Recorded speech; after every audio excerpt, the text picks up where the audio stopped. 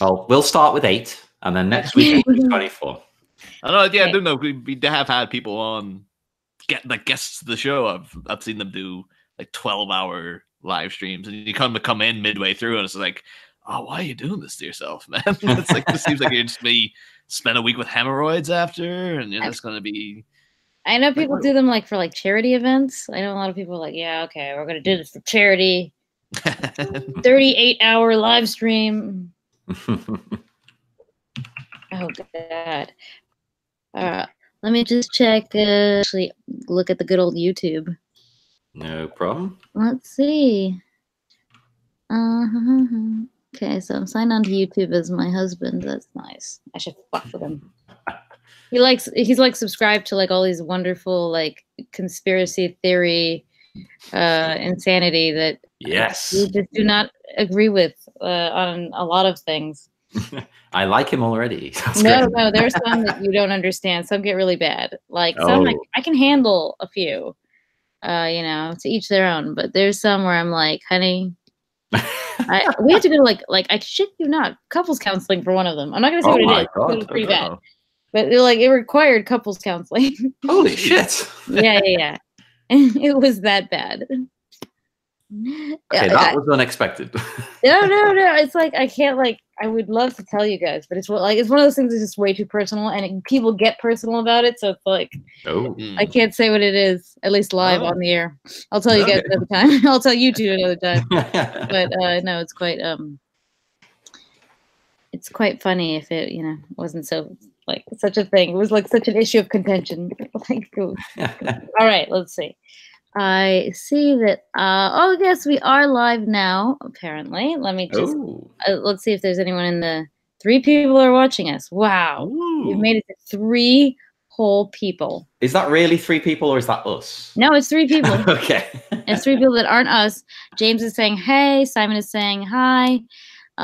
Baby tucked in, dog on sofa, husband upstairs. Bossy's not here. He is out. Baby is with babysitter. So that's what's happening right now. I am eagerly awaiting a delivery of Chinese food that is apparently not the Deliveroo app was not working, so it's being a total jerk. So, I don't know if I'll ever get that food. It's like one of those that it didn't even say that it really came through, but then I checked it. It's like, yeah, it's through, but we can't track it. So this happens to me all the time. It's frustrating. And then it just turns up. You're like, oh, okay, I'm not ready. I'm on the toilet. Oh, God, I really hope it's coming because I'm so freaking hungry. I'm still never ordered from Deliveroo. It's never been a thing of like, oh, I must use that. It's like, Just Eat. Or most of the time, it's like, I'll just walk down the street for like 5 minutes and I'll find somewhere eventually. Deliveroo brings you proper food, from restaurants. I do know... you wouldn't know him, Stephanie, but mutual friend of mine and John, Dave Upson, he's the head chef of a tapas restaurant in Liverpool, and he hates Deliveroo. That person, hi, Bluedson White. I don't know how to say that, but hello. They just joined. Hello. So let me introduce you guys. We just went on air and we didn't say anything. Hang on. So, we have, it's not just me tonight, even though I never come on YouTube, but I know it's been a while. I have a baby, so that's my excuse for everything now. It's also why I love Deliveroo, because, hello, I don't have time to cook. I need food delivered right to my door. And either way, it's like, you have any idea how hard it is to breastfeed while a dog is trying to eat your food and you're trying to eat at the same time? That is my life right now. Oh, totally. Yeah, I just know that apparently within the restaurant industry, Deliveroo, it's kind of like, where any group of anything will decide to branch off and be like, we don't like those people for whatever reason. Like apparently within bands, people don't like drummers. So like, oh, there's a drummer over there. I know this from having friends in bands. Apparently, my friend Dave, he's like, oh yeah, but the Deliveroo orders are always given like the lowest priority. Because we're like, oh, the hell with them. They can't be bothered coming to the restaurant and stuff like that. Completely irrational. But and we can't complain either. Deliveroo, I can see why it's true, because Deliveroo people can't complain at the restaurant. Like, take it back. Like, it's there. That's it. You're screwed. But you know what? I like live off delivery. I use it so often that I like don't pay for delivery anymore. I like am subscribed Oh, to you've got delivery. like a That's how premium often thing. I use it. In fact, I called them twice today. This is the second time they're coming. Oh, that would be bliss. That's how I want to live. Oh, it's not though, because like I miss cooking, but I can't because the little one, it's difficult. It's not that I don't cook, it's just very hard with a little child always there needing to eat from At least you. you can cook. That's the main thing. Hey. Like the time I came close to that was like back in like university days. We used to be addicted to a restaurant. I don't think it even exists anymore, but it used to be a takeaway called Hot and Tender. And they used to do this burger that was like a chicken fillet with like a hash brown on it and melted cheese, and it was just like, oh my god, it was the greatest burger of all time. Anytime anyone came into the house, we're like, we have to order from Hot and Tender. You have to try this burger. And there was one night that like we're sitting around like smoking weed basically the whole thing because you're just like, yeah, that's what you do when you're young. Yeah. I think like we ordered there once, and then like about 2 hours later, we're like, oh, I gotta go for another one of those, and then like called the place again. This place was literally about a quarter of half a mile down the road. Like it was literally like a 12th of the way down the road. You know what? That length suddenly becomes like exponentially bigger when it's raining and it's cold and it's windy and it's like, ugh. You know like what? after that though, it was literally like, oh, we had a second order in, and then as soon as that one was done, it was like, oh man, I don't think I really hit the spot this time though. I think we might have to order again. And you get to the point like the guy was, because at this point it was before the like smartphones. Now you do it all via the internet, but this was literally having to ring them up and go, could you bring another one? And you could sense the kind of guy going when we gave him the address again. He's like, what? Like, oh, okay, all right. Like, wow, just a bunch of stoners, All right, this is the first time. This ain't my first rodeo. Yeah. Oh, I still haven't introduced you guys. Like, again, we got it again. God damn it! What a terrible host. So, you guys are from the Batminute podcast. You originally were Batminute 89, but I didn't want to say Batminute 89 because you're not Batminute 89 anymore. No. You guys are doing a minute-by-minute review of the Batman movies, and I joined you for a few of them, a few of these minutes. And so you guys want to introduce yourselves and what you guys do? I will let Niall go first since you can't see his face. Oh yes, because I'm broadcasting into a black hole, and I've just managed to get a signal. But then Stephanie's like, "Do you want to come on a live stream?" I'm like, "Oh, I guess I could stay in here another little while until the fire truck arrives." Yeah, I'm Niall. I'm one of the hosts of Batminute. Stephanie said like that's what we're currently making our way through Batman Returns.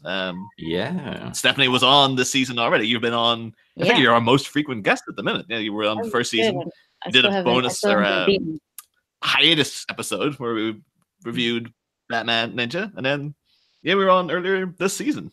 And I guess when we do Batman Forever, you'll be on then again if you want to. Oh my god, I have to be on Batman Forever. I even have minutes in advance because I'm trying to think of what scene I like. There's so many. Well, I also do that show, Batminute. I am John Parker. And I don't know what else to say. Niall, you covered everything. You swine. How dare you? But no, we are members of the, as they call it, Movies by Minutes community, I guess. There's loads of these podcasts, and we're doing the original, well, I want to say original 4 Batman movies, but not the 60s one, Burton onwards. Somebody else did the 1966 movie. Yeah, if you don't get the concept, we watch a minute of the movie and then talk about that minute for about an hour. Yeah, so it's insane, and it's driving every one of us involved up the wall in the best possible way. It's like I know so much intricate details about Danny DeVito now. Things that no man should ever have to learn about Danny DeVito. But just to have something to talk about in the show, it's like, I need to probe further into this man. Mayor West is the only Batman. Dude, I almost saw him before he died. He was supposed to come to like London Film and Comic-Con. And I was like, Adam West, I'm totally going to see him. Can't wait. And he literally died like 2 weeks before London Film and Comic-Con. Oh, dang. The thing, like, I have a running joke with people where every time I attend a party, any kind of big party, usually a day after or like maybe a day or two after, a major celebrity will die. And it's always like, because I my always remember God, in The Hangover, you're always going like, oh my God, I've seen so-and-so's dead. And it's been going on for years. Like Rick Mail was one of them. Christopher Lee was one of them. No, Whitney Houston is when we started noticing it. That guy with Stephen Gately from Boyzone, I think he was the first one. We're like, wait a minute, this is getting weird. I forgot he died. Oh. Yeah, but on my birthday, that's when Adam West died. I was like, we had gone in to do the Crystal Maze experience. And we're like, oh my God, we've just done the Crystal Maze. And then I wandered outside and then people checked their phone like, oh my God, Adam West is dead. I was like, damn you, party curse. Oh no. I'll confirm this happens every time. Like I've known, how long have I known you now? 12 years, maybe? Yeah, thereabouts. Yeah. And every party this happens. Every time. I think my last birthday was Anthony Bourdain. That was the one. Oh, shit. Oh my God. I was so sad about Anthony Bourdain. Okay, like I really was, because he's like one of my heroes. Same. So we're gonna talk about heroes, right? That's actually our subject matter. But Oh, like it's a he didn't segue. let me down because he killed himself. But I was really upset because he was like he was one of my like life inspirations. I'm like, I love this guy. He's the best. You know, I used to watch him when I was like a little like a 14-year-old, and I'm like, I want this guy's life. It sounds amazing. Oh, we sound exactly the same. Like, because I spent my childhood traveling a lot, and I think as a kid you don't appreciate it that much, really. But watching his shows made me completely change my outlook on it and appreciate it on a totally different level. Yeah, no, it was. I loved all his no reservations, and then he did the other one. I loved him. I thought he was great. I loved how he just would curse all the time, and he was and he was always smoking. I was like, ah, this guy's amazing. I love him. I want to meet him in like the street one day. You know? Yeah. It'd be a great guy to have a drink with. Yeah, it's really tragic. Well, my conspiracy theory husband says that he was killed by what was it? Someone from Hillary Clinton's like group. He's like the Clinton Foundation did him in. That's what he says. Okay. Yeah, that's his. That one is not so bad. I can tolerate that one. No, I think unfortunately he killed himself. As sad as that is to think about. I mean, he had a lot of drug issues. I know that much. Yeah. I suppose he has had a lot of problems apparently with Asia Argento around the time as well. I believe they had she had cheated on him, and they had a massive. I believe that's what I heard, that they had a massive falling out and stuff around the time. And then there's sort of like a lot of people going like, well, that probably didn't help, you know. But no, probably not. Yeah, but don't feel qualified to talk about that, though. I don't know the inner workings of the Bourdain Argento household, so I couldn't possibly comment.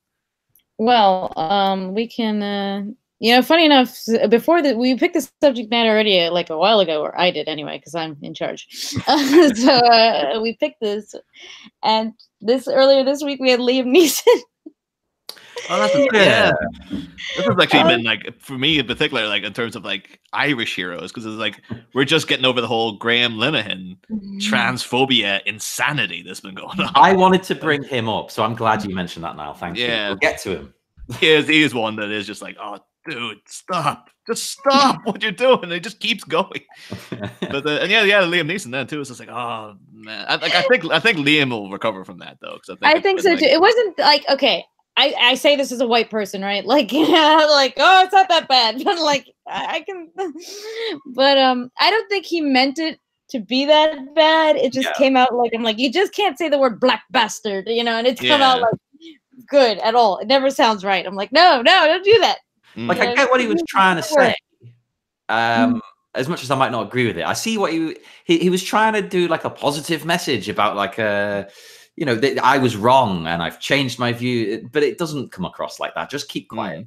To me at the time, because I was like, oh, I could just tell by the fact that like, you know, we're currently living at a time where like everything that's ever said slightly a bit like that could be taken the wrong way is blown up on social media to be like the worst thing ever. But when I first heard it, I was like, oh, what he's saying is like, I did have this horrible impulse 40 years ago, and it was terrible, and I shouldn't have been doing that, and I've changed since. And I was like, well, that should be okay for people, but it's not, apparently. No, I agree. I still like him, and I'll go watch his movies, and you know, he's a great actor, so he is what he is. But and I don't think he has malice in him for it. But like, I just like when he said, because I listened to it and I was like, God, man, his PR person must be like, you know, shit brick. Like there is so much better. If he wanted to say it, I'm like, you needed to prep. You could tell it was off the cuff. Like you could see it was like really much like he just said it, and then he was like, there was shock in his voice for saying what he was saying. I was like, oh my god. I will say, the person interviewing him was like, Jesus Christ. I was like, oh my god, yeah. I will say the one good thing that's come from it is all the memes, basically. Like particularly too, because I'm a member of the Arlen Simpson. I think my food is here. Oh, yeah. But now we're in charge. What yeah, let's drive this channel into the ground, John. Right now, it's a Batman podcast. No, it's not. Don't worry. Let's talk about Random Minute. This minute 23 of Batman Returns. What happened in minute 23? I'll try to find my notes. Hey, well, I'm jealous of this impending food, even though I've just eaten. I got that earlier. I actually literally finished my dinner, and then like people downstairs were making food, and like the smell of the Chinese chicken curry wafted up into my room. I was like, oh, that smells pretty good. I had an Indian curry. Oh, nice. So, similar, you know. What type? It was. I'm a vegetarian, of course. But I say, of course, like the people watching know. So it was a paneer tikka. Oh, is being aware now though that there's like an ongoing comment section that I can't see. I was like, wow, these people, they must be losing their minds over this. I keep looking down on the camera because I'm looking at the comments. Okay. Simon here says, I will only be jealous if there is cake. Oh. Now, cake is my number 2 food in the world. If you can call it food. I mean, can you? Is it food? I mean, because I know your number 1 food, so I was like, I think that's even less food than it is. My number 1 food is ice cream, which again, that's less food than cake. Ooh. Ah. Welcome back. Oh my god! Sorry. We drove all the watchers away. Yeah.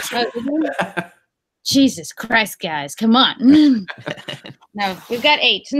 Hey, we're not used to this. I've only ever been on camera once at therapy because they made me, and then like 3 times on Twitch when I was very, very drunk and stuck a wig on. So, there you go, dude. Cashew 9. Do not do it. Oh, here we go. Cake equals food. Marie Antoinette was not wrong. I like your thinking. I'm with you. Your train of thought is perfect. One of the best films was Drop Dead Fred. Oh, come on. I hate that movie. You hate it? Oh my god, I love that. I grew up with that film. It's one of the reasons I love Johnny Rotten, I think, because he just looks like him. See, that guy, I don't know. I think I liked Drop Dead Fred enough when I was a kid. I think now my main thing will be like, oh, Phoebe Cates, I like her. And then everything, like, it's like when I watch like The Mask now, it's like every scene. I watched The Mask recently as like an adult. See, I've watched it a couple of years back, and my big takeaway was like every scene where he's not the Mask is pretty good. But once he's in that makeup, it's like, oh god, you've just given this guy license to fly, haven't you? It gets to be a bit much. To be honest, most of Jim Carrey's movies, then, there's someone who's good for this topic. Jim Carrey. Right? Oh yeah. As a kid, you'd think he's the coolest person in the world. He's great. He's hilarious. But then those stories from a couple of years ago.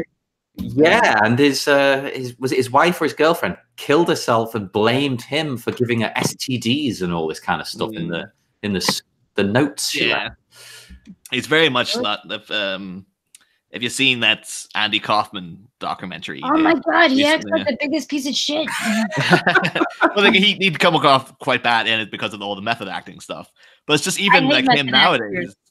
But just at the end, though, he just leaves you with this note of like, oh, Jim Carrey's like gone kind of crazy. Like he doesn't seem like he's well. He's not in a good headspace. He just seems to be kind of like he's got the big mountain man beard, and he's just kind of like, yeah. He's talking about like one point he's talking about like his influence in the cosmos and all this kind of stuff. So it's kind of a bit like, oh, you do you, Jim, as long as you're not hurting anybody. But then apparently he may well have led to a woman's death or something. So. Yeah, basically. Yeah, no, that's pretty bad. All right, I'm gonna leave you guys again to it because now I need to go get a fork. No, just shove your face into the food. Let's look at the comments. I totally will. Yeah, help yourselves. There's gonna be a few. Oh yes, Rotten for the win. I like you, James Fry. Is he talking about Johnny Rotten or rotten food? That's you never know. You never know who you're going to get out there in that internet. That's true. That's true. There's probably a movement out there for eating rotten food, but I'm going to assume it's Johnny Rotten. I do One know of my heroes who haven't let me down, despite what a lot of people seem to think. They're wrong. He hasn't done anything wrong. He hasn't done anything bad. He swore in national television, John. Are you crazy? Except he did. He didn't defend Donald Trump, which people say he did. He's a bit. He tries to be in the middle, which is weird. You wouldn't think he would be. He tries to be kind of centrist on those matters, which I don't approve of that personally. But you know, whatever. I mean, I have some feelings on centrist, but I don't want to say anything because I don't want to offend either side. Really. I'm here to offend. I don't care. But what else have we got? There's quite a few. Is it really fair to blame him for her death? That'll be going back to Jim Carrey. I don't know if it is fair necessarily, but she certainly thought it was a contributing factor. Now, whether or not that's just a side effect of her problems, I don't know. I was just marveling at your host duties there, John. I was just like, I felt as if I was watching like like the One Show or something for a second, where you were just like, let's go to the comments. Oh, did someone say this? Oh. This is the 2 show, motherfucker. This is one better. It was supposed to be the 3 show, but Stephanie's gone.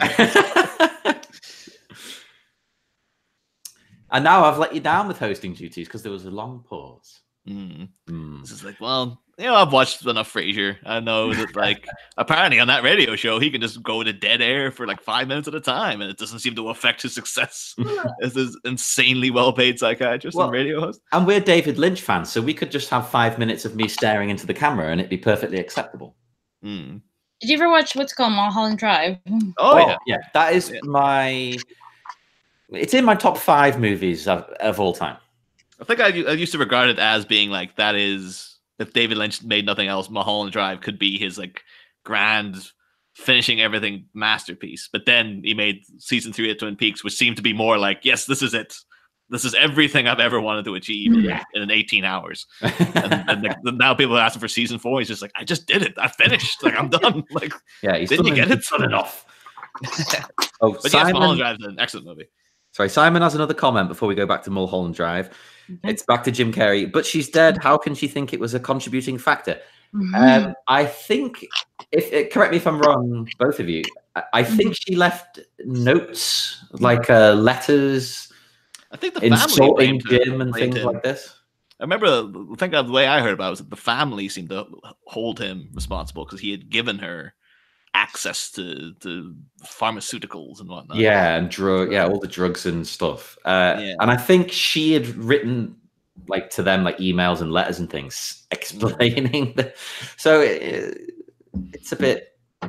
I mean, if you want us to delve into the subject in like a well-researched manner, tune in to Batminute Forever when we're covering Jim Carrey in intricate detail.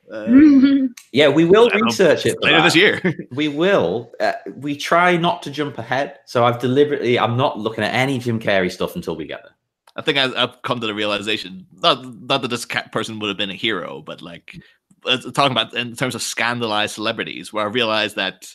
Because once we will theoretically we'll finish with Batman and Robin, and over the end credits of Batman and Robin is the song "Gotham City" by R. Kelly, and it's like one of the last things on the show. I believe I can fly. So recently, I forgot. I think I without knowing it.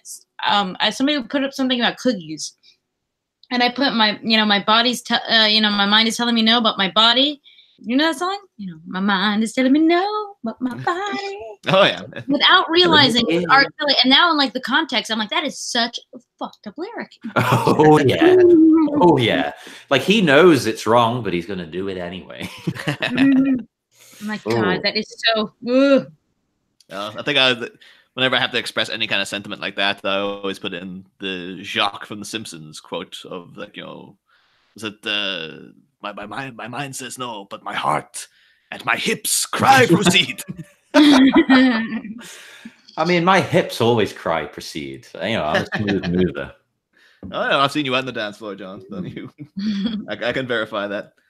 Well, the other day I managed to dance in bloody 6-inch heels. Dude, I can do that.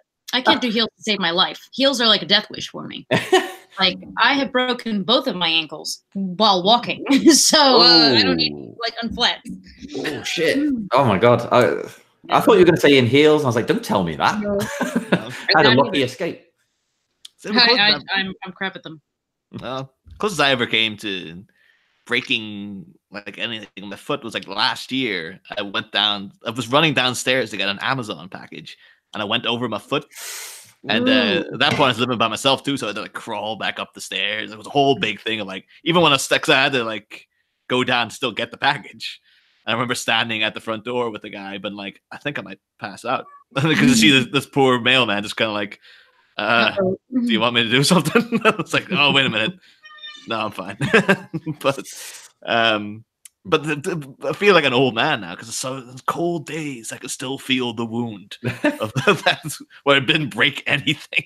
It'll stay for the rest of your life, I promise you. I broke my foot the first time I came here, where I live now, Liverpool, to visit. I was dancing. I was very, very drunk, and a song by the Stranglers came on, and I really liked the Stranglers. So I went a bit crazy, slipped over on some booze that was on the floor, broke my foot, and proceeded to spend the rest of the week ignoring it. So it went black as these headphones. And, now when it's cold, so this was 13, 14 years ago. Now when it's cold, I still feel the pain. Did SLC punk not teach you anything, John? Like, you guys ignore these things. I know. You would think I was someone who hadn't watched SLC punk about 500 times, wouldn't you? I love that movie. It's a great movie. It is great. Shaggy from Scooby-Doo. Yeah. The all-seeing God Shaggy. But actually, it's a great book if you like SLC punk. There's a book called The King of Con by a fellow called Stephen Walker, and it's a like a guy who apparently at one point, like the mid-90s, made a documentary for the BBC in which he followed a bunch of random people to the Cannes Film Festival. And one of them was James Meridino, the guy who made SLC Punk, and its follow-up movie. And he's just, it was like, at the time I hadn't seen him because I read this in the mid-90s.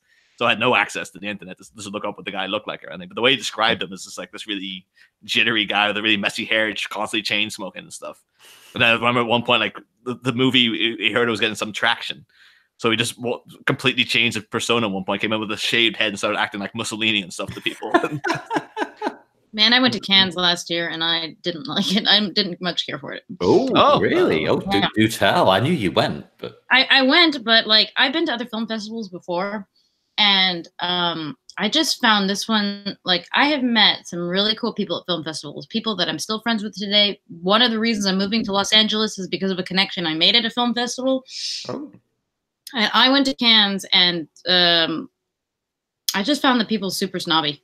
Like, they were so full of themselves. There was a lot of assholes. Nobody really wanted to talk to you unless you had like $1 million to give them. Yeah. Like, nobody was interested in just like, you know, hanging out and talking film, which I like about the smaller festivals.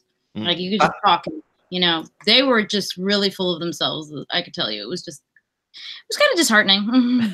It's exactly how I imagine it to be, though, to be honest. That's what I picture when people mention Cannes. I've been to Cannes once, but not when the festival was on. I went there, like, we did a trip around Europe, like a 3-week driving trip, and we stopped in Cannes and Nice. And the one thing I was not prepared for is like how insanely hot it is there. Like, because I kind of figured, like, oh, France is like, it's not renowned for its warm weather, but apparently the south of France is. I didn't know that at the time.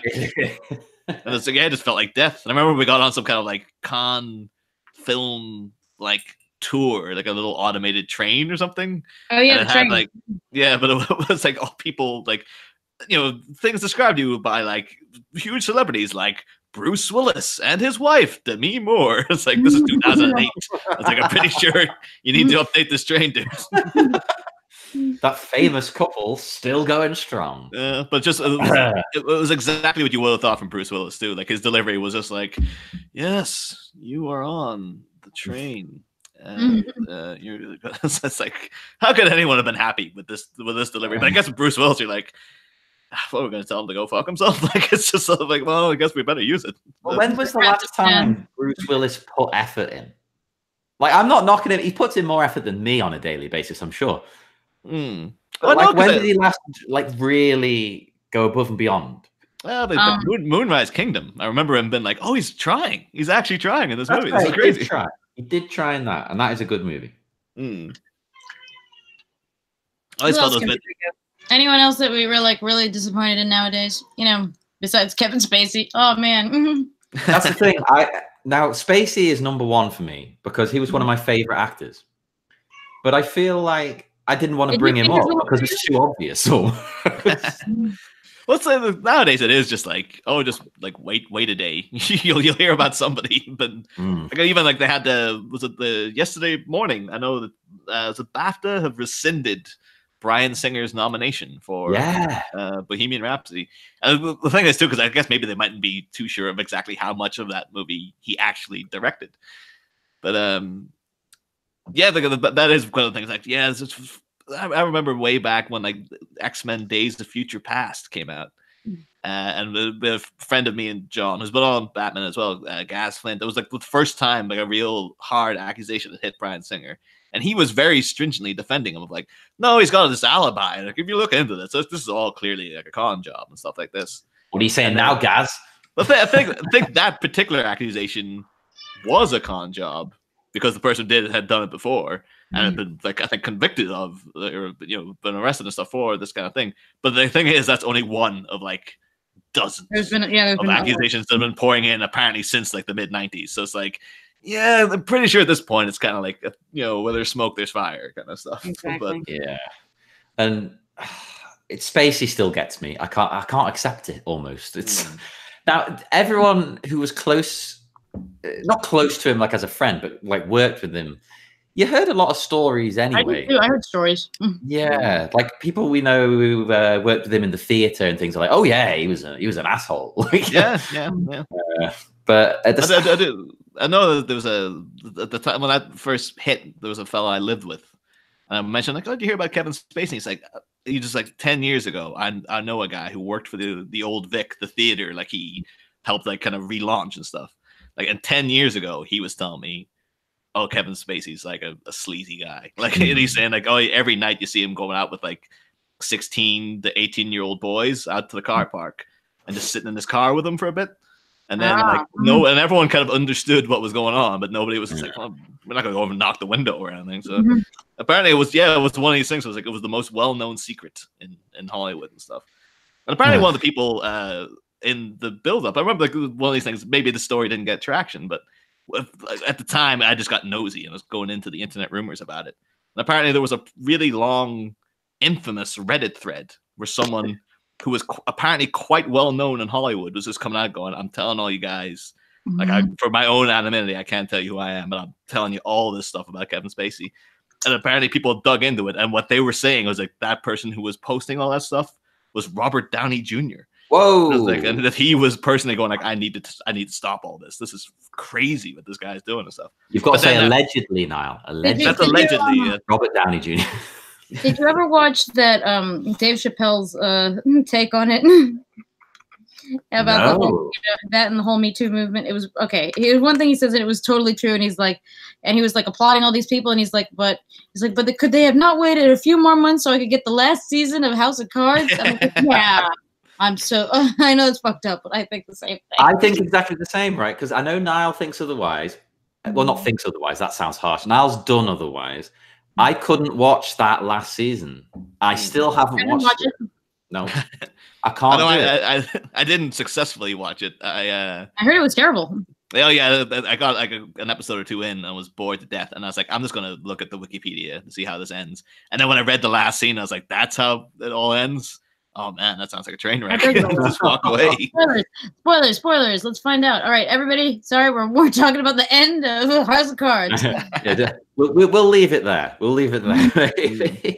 But I remember when it first came out about Spacey after Anthony Rapp talked about it. It was a weird coincidence because I watched Rent, which Anthony Rapp's in. Obviously, he's the lead. He's Mark in Rent. So I watched it. Then the Spacey news came out, and I was like, "Oh God, I can't believe it. I need to watch something to cheer myself up." A movie I hadn't seen yet. I missed it at the cinema.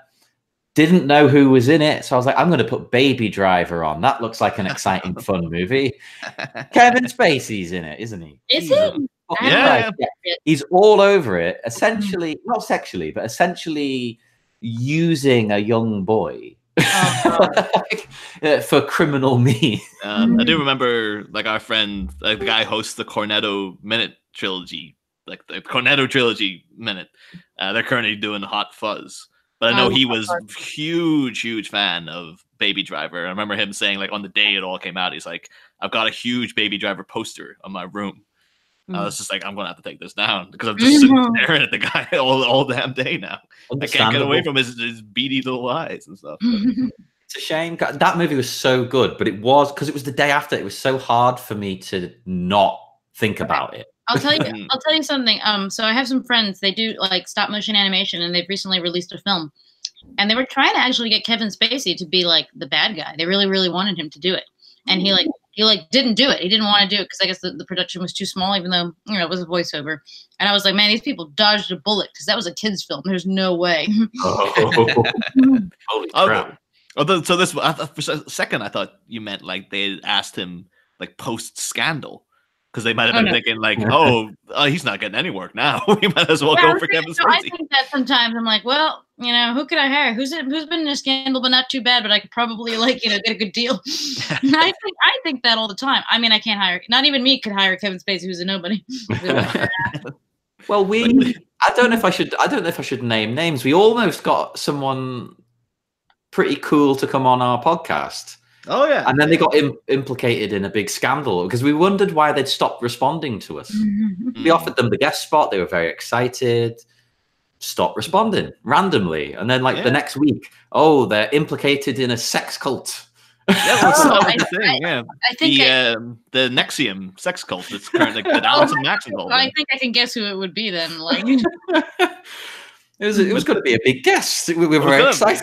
Yeah, for us it was a big, and it's one of those things too. Because I'm like, should we just say the name? Because it is the same time. It's like I've got the emails, I've got the proof that this happened. So it's like, well, it can't be put out as libel or anything. It's just like, well, it's just like it was not a super famous actress, but someone like I was like, oh my god, I can't believe she'd give us the time of day. And I think it was around the time she sent an email to saying, I'm traveling at the minute. Maybe not right now. And then kept sending emails that were getting ignored. And then literally like a week or so later, the news hit that are like, all these actresses are with Keith Raniere as he's getting arrested in Mexico. And it's like, I saw like some CBS documentary on that, like about like how he would brand them and stuff. I was like, this is dark shit. Oh yeah.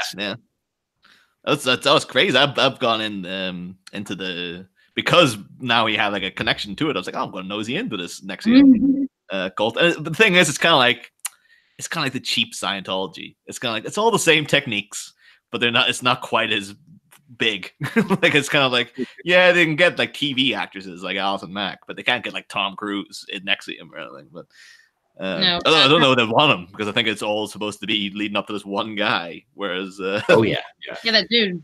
Well, we did legitimately have a conversation at one point. Like, if she does respond, should we still have her on the show?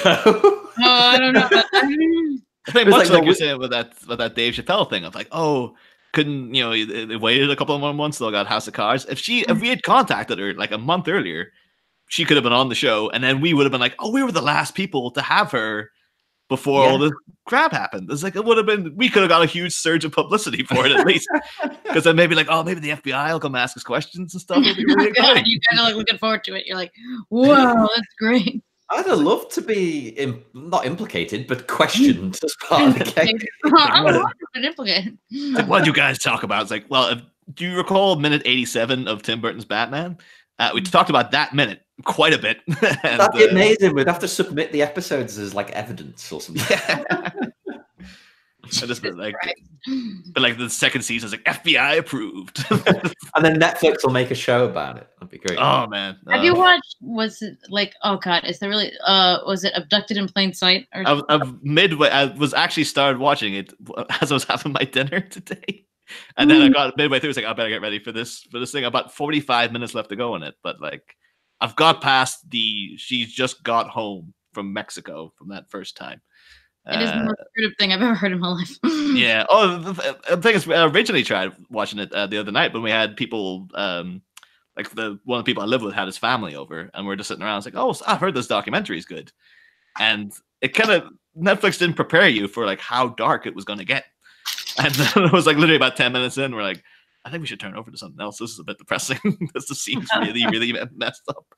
And Simon is leaving. Bye, Simon. Oh. I heard a bloop. Wasn't too sure what that was. That's me. Sorry. How dare you bloop? Oh, who is this lobster character? Somebody swapped this guy's head for a bowling ball. Oh. All right.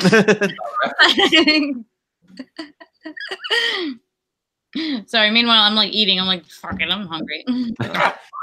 Yeah, screw it. It's Friday. So, But what are you on anyway, Stephanie? What did you order in? Oh, Chinese food. Oh yeah, but like what amongst the Chinese food have you got? Oh, what's it called? Kung Pao chicken. Oh. All right. I'm sure I have some more. Who am I thinking of? God, let me think of like also in the arts, you know. I want to say there's an animator who did something that like I'm like, oh no. Oh yeah, the John Kay, the Ren and Stimpy guy. Oh my god, him, yes. Wait, what happened with him? Don't ruin Ren and Stimpy. What? Apparently he had sort of prolonged sort of relationships with like 16-year-old girls and stuff. But I think a lot of people were very much like, no, Ren and Stimpy's still okay. He left after the first season. So like after all that, okay, everything's okay. He's not doing. It's Billy West does both voices after season 1 and stuff. You can still enjoy most of Ren and Stimpy guilt free if you want. But yeah, that was one. But even with him though, like looking back, then it's like, oh yeah, a lot of Ren and Stimpy is very, very sleazy. Yeah, maybe the writing was on the wall there or something. I can not live with it. Obviously, it's a bad thing he's done, but I can still watch the show. That's fine. Oh yeah. You know, whereas I can't watch The Usual Suspects at the moment. I can watch Ren and Stimpy. I did rewatch LA Confidential over Christmas because I was like, it's kind of a Christmas movie. It's got a whole big thing at the start about a Christmas massacre and stuff. But even though, because I usually am very much like I can press on with like, you know, art not the artist and all that kind of stuff because like you know, I've enjoyed Roman Polanski movies for years. Oh yeah, Roman Polanski. Oh my god, he's really fucked up. Yeah, but there was a thing though of watching like every scene with Spacey. You're like, oh yeah, there he is.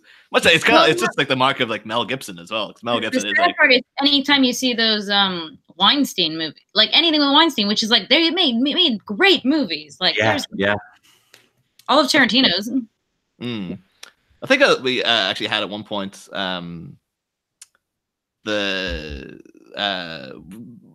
considering doing like a Scream minute by minute because I love Scream. I was like, oh, maybe post that. Yeah. The thing is, though, that's a Harvey Weinstein movie that stars Rose McGowan. I was like, oh, there's gonna have to be a dark episode going into like all that stuff. It's like, you'd have to talk about it at least once, maybe get it out the way. Yeah, like up the front, go like, look, we're not going to go into too many details on it because it's very unpleasant and whatnot. But, yeah, well, that's the thing. It's not that it's not important. It is important. It's just it would kind of cloud the whole project, wouldn't it? That's all you would talk about if you. Particularly like if we're going with the same methodology of that minute where most of the conversation is just like, hey, isn't the Joker's hat stupid? And stuff like that. What's wrong with his hat? James Fry has said Ren and Stimpy was great. They had it on as a kid's cartoon. I'm pretty sure they would never show that as a kid's thing now. Yeah, no, never. Oh, it was It was screwed up. Even when I was a kid and would watch it, I would think like there is. Okay, I will never forget. There's one episode where they stay in a haunted house, and a ghost keeps trying to scare them. And at the end, because the ghost fails, he kills himself, and then comes back as a living black man who is fat and naked in a pink Cadillac. And I'm like, what the hell? Like as a child, I'm like, what? I remember wasn't that because one of my exes, Michaela. I remember she loved Ren and Stimpy. I remember she used to always talk fondly about like, oh, there's an episode where Stimpy farts, and then he becomes best friends with his fart. Like it's just this living gaseous form next to him. And then at one point, the fart like just drifts away into the ether, and it's a really big sad moment and stuff. But she was just like, "Oh, this was like the greatest thing I'd ever seen in my life when I was a kid." Like, well, that's because I thought I'd seen all of Ren and Stimpy. He's like, I don't remember that episode, but it did. It remember that. Like, I remember the Happy Joy song, "Happy, Happy," and it's like really screwed up. Yeah, that's one of the only bits I really vividly remember specifically. And there's a bit where they're doing like a dog show, you know, like a Crufts. Yeah. But there's a guy who takes part as the dog, and it's really weird. It does close-ups of like his taut buttocks, and it's like, oh yes, look at this posture. It's fantastic. There was Powdered Toast Man and Log. Oh yeah. Like this is so weird. Also, because being an Irish person too, I remember there was an episode where there's some little like Irish stereotype, man. It kept like he's getting like haunted by like a leprechaun, and then in order to get the leprechaun's gold, he had to go through all these different trials and stuff. And I remember it was all really like horrible thing. Like at one point he had to like, all right, you can't move no matter what I do to you. And I remember at one point like he just plucks out a hair and just like places it like really big intense close up, places it on the guy's eyeball and stuff, and he's just standing there quivering because he can't move and stuff. But every time he loses, he has to give him something, and the only thing at the end that he has left is his shillelagh, because he's Irish, so he has a shillelagh and stuff. I thought that was a Scottish thing. No, well, maybe. To be fair, I don't know if they were going for accuracy with them. I'm going to assume it's Irish because the wrestler Finlay used to hit people with a shillelagh. But I still always, like, anytime I hear the word shillelagh now, I always get flashbacks to the guy going like shillelagh. It's like, it sounds like a pretty name. Like you can name your daughter that. Come here, shillelagh. That was a nice name, actually. Yeah, shillelagh. Lovely. But no, I don't think you could really show it as a kids thing now. But kids stuff then was messed up in general. Like I used to watch Rocko's Modern Life. Yeah. And in that, I mean, there's a whole bit. I think it's like his main job. Isn't he working like a sex phone line or something? I think that's one of the jobs he has. I thought he worked at a comic book store, but that was one of the ones he did. But I remember the one I specifically remember is a heifer. He's adopted by wolves. Like wanted to eat him. And they were like, "Oh yeah, well we got you as a baby, and we were gonna plump you up, but by the time that happened, we fell in love with you." And like, there's a point where he was like looking for his parents, and he sees like a visual cloud image of his dad, and his dad's like the biggest dick ever. He's like, "Oh, I have a bunch of you, and they're all the same, ugly." And then he's like, "Oh, where's mom? Your mother's a back seat." I'm like, that's really screwed up. I remember seeing an episode where I just always thought it was quite strange because I think Heifer goes to hell, but they keep having to refer to it as heck. As heck. Yeah. For like censorship purposes. Like you get away with so much. Even as a kid, I'm like, this show has done some pretty messed up stuff, but they can't say hell on it. It's like, what? That's the one thing that the censors like, no, not a chance you can say that word on a kid show. We'll get away with everything else. But that seems to be a big American thing, I find. You can't say hell, which is weird to me. Or damn. Yeah. But like here, nobody gives a shit about saying either of those. I mean, I did remember, I think crap I heard a couple times, and that one wasn't like not allowed for all, but Hey Arnold used to do it. I always remember they had the early episode of The Simpsons. I think, the first one where Herb Powell comes into it. There's a scene that was always shown on Irish TV because the Irish TV doesn't give a crap. Like they don't censor anything. They're just Twisted freaks. I remember them showing like like Saturday afternoons for like kids movies. They showed Stand By Me because they must have just assumed like, oh yeah, it's a kids movie, and then it's like, oh, it's like a big graphic close up of a dead body, and kids say fucking it all the time, and they just showed it uncensored. They're like, who cares? But yeah, the first episode of Her Pal, there's a scene where Bart says like, oh, I can't wait to meet this bastard. And then, they're like, Bart, you can't say that. It's like, well, no, that is what he is. He's a bastard. And they're like, all right, yeah, I'll let you away with that then. And he's just singing in the back seat, just like, bastard, bastard. And they're like, oh, okay, we have to let it go. But that was always cut out of the UK BBC version. Because like, really? you can't have that on, that's a bad word. But Irish TV is like, just let it fly, Yeah, Sky didn't care. Sky showed it. Yeah, I feel Sky had it more kind of like as it's a prime time viewing. It's not like a shove it on in the afternoon kind of. Yeah. No, I used to watch The Simpsons on Sky at like 7, something like that. It was after school.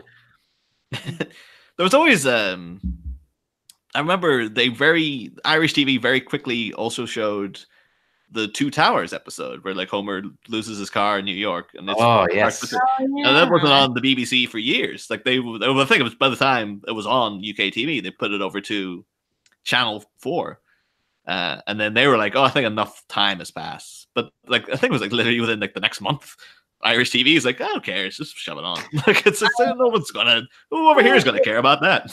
I used to watch The Simpsons. The Simpsons used to play on like reruns.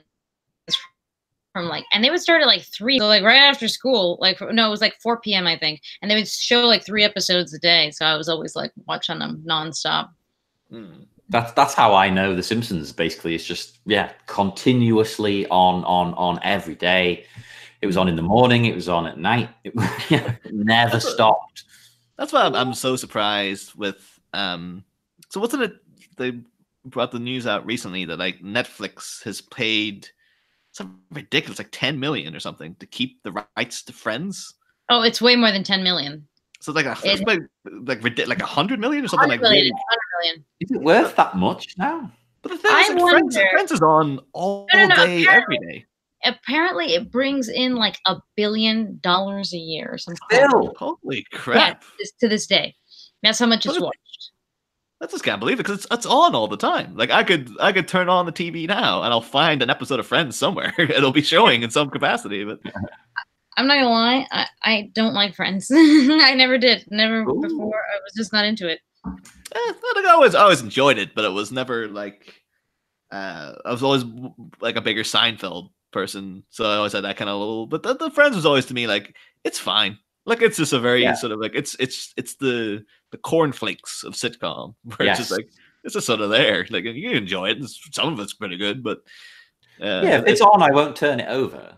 I'll be like, oh, okay, it's on. But I'll change the channel. I'll be like, this is too noisy. I'll turn the TV off. For me, I think it's for those type of shows, that specific type of sitcom. I think it probably, to me, it honed it to perfection because Seinfeld's a different kind of show. Like let's not even include that in there. Seinfeld's completely different. I think Friends honed it, which worked to its detriment in a way because it just killed the genre. Like who's give a damn about a sitcom like that since? Oh, How I Met Your Mother. Oh, I was going to say How I Met Your Mother is probably the closest, and they're a little. This is going to sound mean to say, but they had to go with like a slightly more homely cast. They're not as good looking, but like, come on. The cast of Friends were all like these perfect model-esque characters, all of them. Yeah, who somehow, despite having poor jobs, except for Chandler, had these amazing. I know Ross had a good job. He was assigned well, Ross didn't have the apartment though. He actually had his own place, like outside, didn't he? But like Monica and Rachel at the start aren't really. Oh wait, don't they own the apartment though? I think Monica inherited her apartment from her grandmother. Yeah, I think that was the twist. So, like, I think even at that point they had to go like, we got to give a reason for this random even though it's the 90s early 20s woman to have this huge apartment. Because it's just across from Central Park as well. Like that can't be cheap. 3-bedroom. Okay, I'm like, Jesus Christ. And Rachel's like a crappy coffee waitress. Like, I think it's people I know who live in London, and their salaries just to pay their rent is just like, it's mind-boggling to me. It's like, how can you like, my God, that's your rent. Like, London is gruesome. Like Brighton is really bad too. Like like I own my house, and thank God I do, because the rent here is insane. It's yeah. We bought our house last year, so it's been about 1 year exactly, and the payments on it are way cheaper than the rent was in our old flat. So we own this whole house for less money, essentially. Well, see, I find that kind of ironic that usually a mortgage payment costs less than rent. Like you would think that wouldn't be the case, but it is. Yeah, So, yeah. like, I always like my plan to go to Los Angeles is like, well, see how quickly I can get a down payment on like a place, because there's no point paying rent. I don't even get to keep it at the end. Yeah, yeah. Well, how's everything in the move? It's slowly. Everybody keeps asking me if I'm doing it because of Brexit. Like they're like, "Oh, Brexit, huh?" I'm like, "What the hell?" Yeah, no, that's not the reason, but that's what everybody's expecting. Like I don't know if any people watching that are like not in the UK. There's like, it's like crazy, like what people are saying are going to happen. They're like, you got to start stocking up your meds. You know, buy extra toilet paper and hide it. You got to start like hoarding. Like. I'm really curious because my hometown is a border town in Ireland, so it's literally on the border between the north and the south. And now they're all this talk of hard border, and I cannot for the life of me imagine the implementation of a hard border from Strabane, where I grew up, and Lifford, the next town over. It's like, I can't imagine anyone's going to care. Like, no one's going to stop you going in. It's a bridge. It is one bridge. That's just like, that's the connecting point.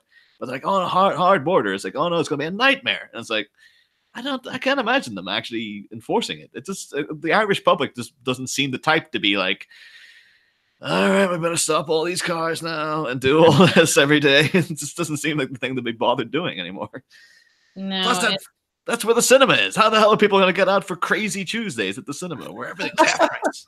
Is there no other cinema? Like, you go with the OMA. You don't go up to OMA, John. It's like I know that. Yeah. It's like a 6-minute longer drive. People like swear like, well, like it's kind of funny, like in a sad way, like how crazy shit get. Like people are saying things are gonna get. I'm like, well, see, I'm from Florida, so I'm like very good at survivalist type stuff because we deal with hurricanes all the time. So I'm like, so what? Like, do I just prepare like a hurricane's coming? Like, you know, put shutters on the windows and stock up on bottled water and canned beans. You know, what? Yeah. Like, I don't know. It's funny because like anytime anybody tries to, like anyone outside the UK, have you been asked from someone outside the UK to explain Brexit? Because I've had to do it so many times. It's like it's fun at this point. It's difficult, isn't it? We don't even really know. Like nobody's explained either position to anybody. Yeah, like it's I don't know. It's like, I don't know. It's kind of like cutting off your nose to spite your face. It's like the only way like I can think of it. That's what it kind of is. Yeah. We'll say though, like leading back to the disillusioning heroes thing. Yeah. Because grew up in my teenage years. I was like massive fan of the Smiths. I still am a fan of the Smiths as a band, but I was a big like defender of like. I was like, oh, Morrissey to me was this great, you know, I can see, oh, he's an asshole sometimes about some things, but he's a great wit, and he's a good guy. He's anti-establishment, and he's so clever, and his music speaks to me so much, and all this kind of stuff. And like modern Morrissey now is just like, this is the exact opposite of everything I thought this guy previously was, and he wasn't. You know, he was a very vocal. You know, pro Brexit and stuff like that. But even before all that was just like, I'll give you one. You just remind me because music wise, Andrew Lloyd Webber.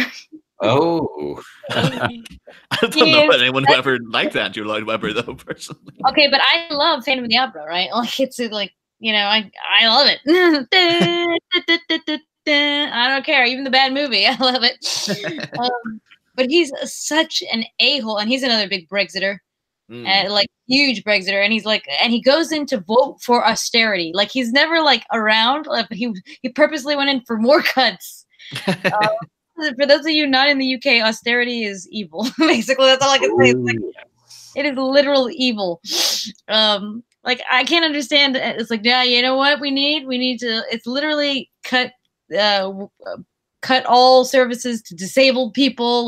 Like disabled people have died. It's like really wrong. Like it's like the U.S. is really bad with their benefit system. Like we're terrible, but like you guys are giving us a good run for our money. I'm like, oh my god, trying to beat you at it. Well, that's the thing I keep having to say, particularly in this season of Batminute, when we're all, because we we try to keep it apolitical, but because of the fact that the movie is about like, on my channel, don't worry about it. but it's just the fact that like, the movie's about like, like a a bafflingly benevolent millionaire, who's corrupt behind the scenes, like managing to get this horrible sleazy pervert into public office and stuff. And it's just like, at one point he's putting children in cages and stuff. And it's all really like, this is so hard not to make comparisons and stuff. But like every guest we've had on from America keeps bringing up the fact that like, he's the Penguin's a bit similar to the president currently. And like, yeah. But I always have to say though, it's like, to be fair, things are bad all over at the minute. It's like, like the UK is very much like in the comparison I always make is in that the Simpsons, where they have Apu getting robbed in the security camera, and then he's just like, "Oh, help, police!" And then it cuts to like Chief Wiggum with his tie caught in the hot dog dispenser, going like, "Hey, I got problems of my own here, buddy." It's like Apu is America, Chief Wiggum is the UK, basically slowly going towards doom. It's a great comparison. It's funny how we both like kind of like did a very, it's like, because people are like, oh yeah, you're running from Brexit to go to the US. I'm like, yeah, because that right now is great. There's plenty of other countries you could choose. But no, it's just, it kind of is like that everywhere. There's I don't know, we can go on like this whole tirade of what really caused it, capitalists, blah blah blah blah blah, and then they're all gonna call you a commie, like, you commie bastard. No, God, help me. Jesus, can't we have some balance here? Like, if you say one thing, then everybody assumes, like, the extremist side of you. So, like, I'm like, yeah, I still go by feminist tenets. So you hate men, eh? Just say, yes, I do, just to see what they say. Actually, yes, I really, really do. No, I'm married to a man, so I gotta like them at least a little bit. It's like, he'd be like, "Oh, you love me, don't you, honey?" It's, yeah, you're all right. You're functional more than anything, really. let me think of. Oh my God, my husband. I had one of my moments, like where I was like quite proud of myself, because when you can get them, like like this is too good. It's kind of mean to say, but like I'm like, yeah, it's a good one. And he was basically saying like, what would you do without me? I go, if I would have gone to law school like I wanted to in Australia, like what was originally planned, and like he's like, you would have accumulated a lot of debt, and I'm like, yeah, but then I would have tricked some other rich guy to marry me, and he'd pay it off, so don't worry about it. I have to say, Stephanie, because I've only ever got like proper drip drabs of your personal life from your videos and stuff. Yeah. I was always stuff like, I don't want to go and just flat out ask her, but some of the details you come out, but like your husband are just baffling to me. Like at one point, was he a professional poker player at one point? I was like, player. How does that even work? I didn't think that was a thing. Like, imagine someone who's okay. He's got like. Imagine if so you guys have watched, what the hell is that movie with Dustin Hoffman? Oh, Rain Man. Rain Man. Okay, so imagine if Rain Man was more functional. Much more of a German, like a little more of an asshole. Like imagine if the two brothers like merged. Basically, that's like Tom Cruise. Like imagine that. Like that's basically my husband. Imagine that of like, what if we made a sequel to Rain Man, but it was also a sequel to The Fly, and both of them got in the telepod, and then they merged together. And then that was Rainer Man. Okay, this is my husband. This will be a typical thing that he'd say. Like, he's. I have to admit that this was like one of those things where I'm like, yeah, that would be. He starts telling me that he insists that there's a sequel to Con Air, And I'm like, what the hell are you talking about? He's like, yeah, there's a sequel to Con Air, isn't there? You know, takes place in a train, Con Train. And I'm like, Con Train. That would be great. I'll crowdfund this. I will donate everything I own for this to happen. That's such a great movie, Con Air. Like that's 69 Phuket, you voted out. God damn it! You have no idea the inconvenience this is causing me. Like I have some sympathy for people who voted out in Brexit. I do. I don't think they're all evil. Like no, it's one of those things. Like there are people who have voted out that they lay out their reasons. You're like, I see where you're coming from. I just don't agree with. Like I'm not going to brand everyone like you're evil or something like that. But yeah. I'm just saying it's a giant inconvenience for me right now.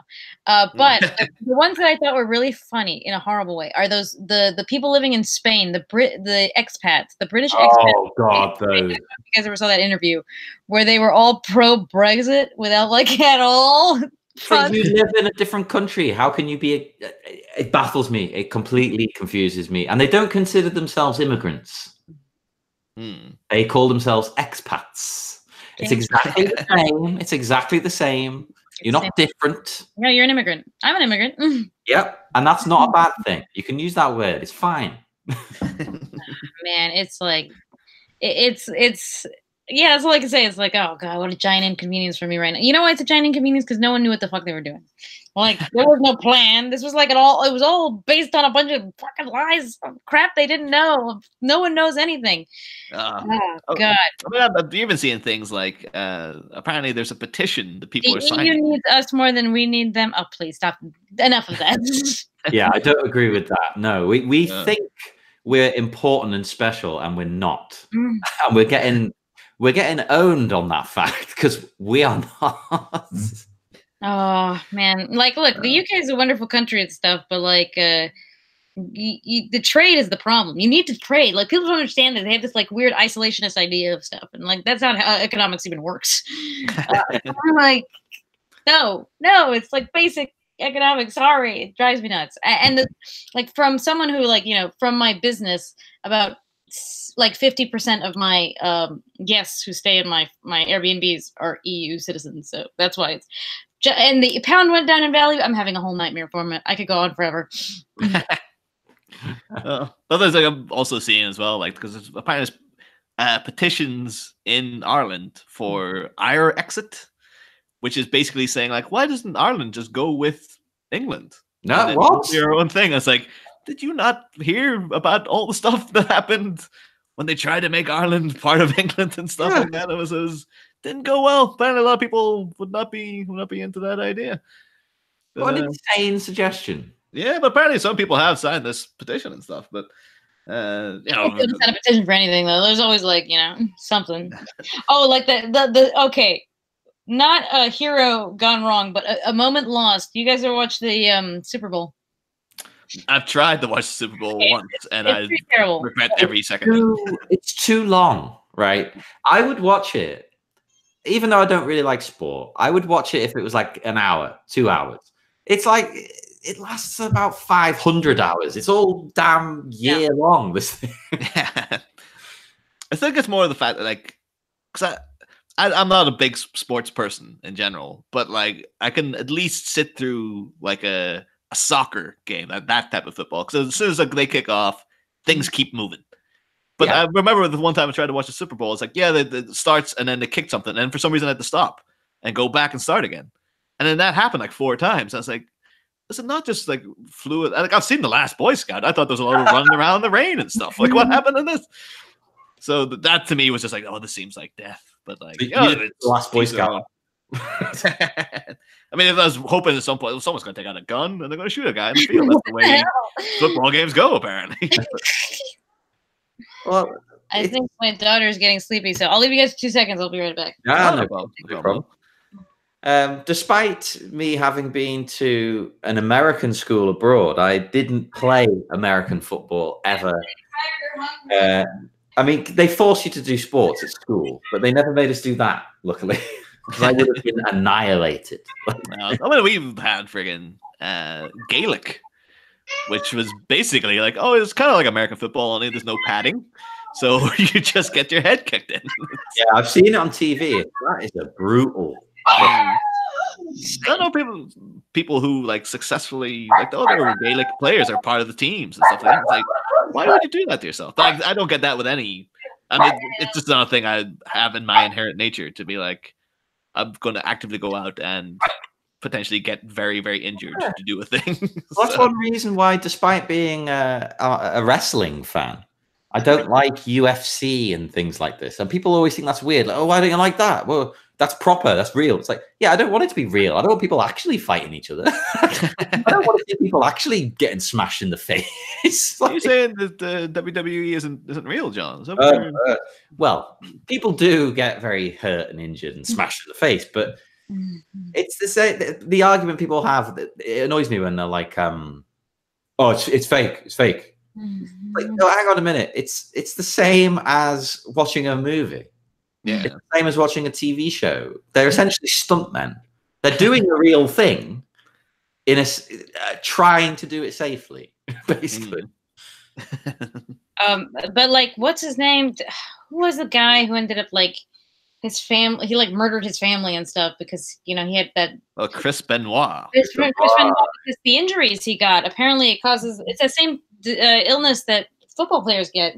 Yeah, it's exactly the same thing. That's why the WWE, I think they denied that anything had anything to do with it, but it did. So now, as soon as anybody has a concussion, they take them out of action for a good long while. Like one of the best women's wrestlers there, Alexa Bliss, she was stopped from wrestling from like November until like 2 weeks ago. Because of one concussion, and they were paranoid, like, oh shit. Yeah, they really freak out about it now, which is a good thing because you should take concussion seriously. Yeah. Who was it? They say college football is pretty bad about that. Like American college football, that's like these really, really, really get pretty horribly injured. That's baffling to us, I think. You'll probably understand, living here. College sports are a big thing in America. Oh yeah, like you find out that you're playing a game, nobody cares. They bring in a lot of money, and because they don't pay the athletes.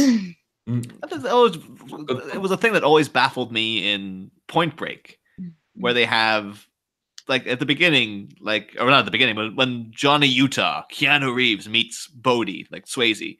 Yeah, Patrick Swayze knows who he is because like this is Johnny Utah. He used to play for such and such, and it's like the college football that he knows him as a college footballer just because he's famous for playing college football. It's like that's insane. Like I can understand if he was like a professional footballer, but he's like no, he used to play for Kent State or whatever like that. It's like, how do you know that? Like, it's not even, is he even in the same state as you? Like, how does that even come across your wheelhouse, Swayze? I guess maybe because Patrick Swayze's character is doing nothing else with his time except surfing and robbing banks.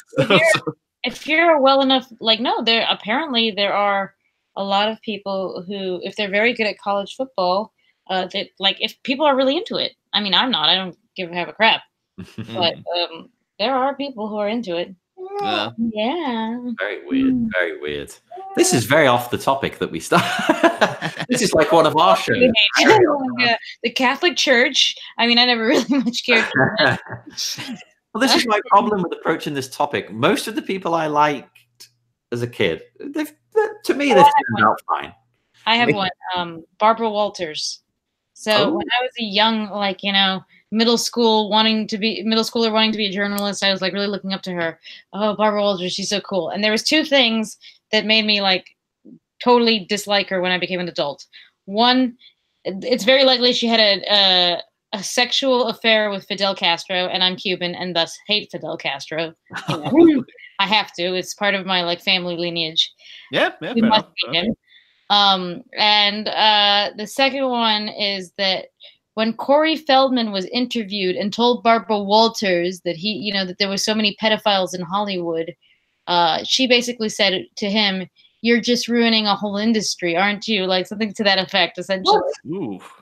Yeah. That's not the response that you expect. Yep.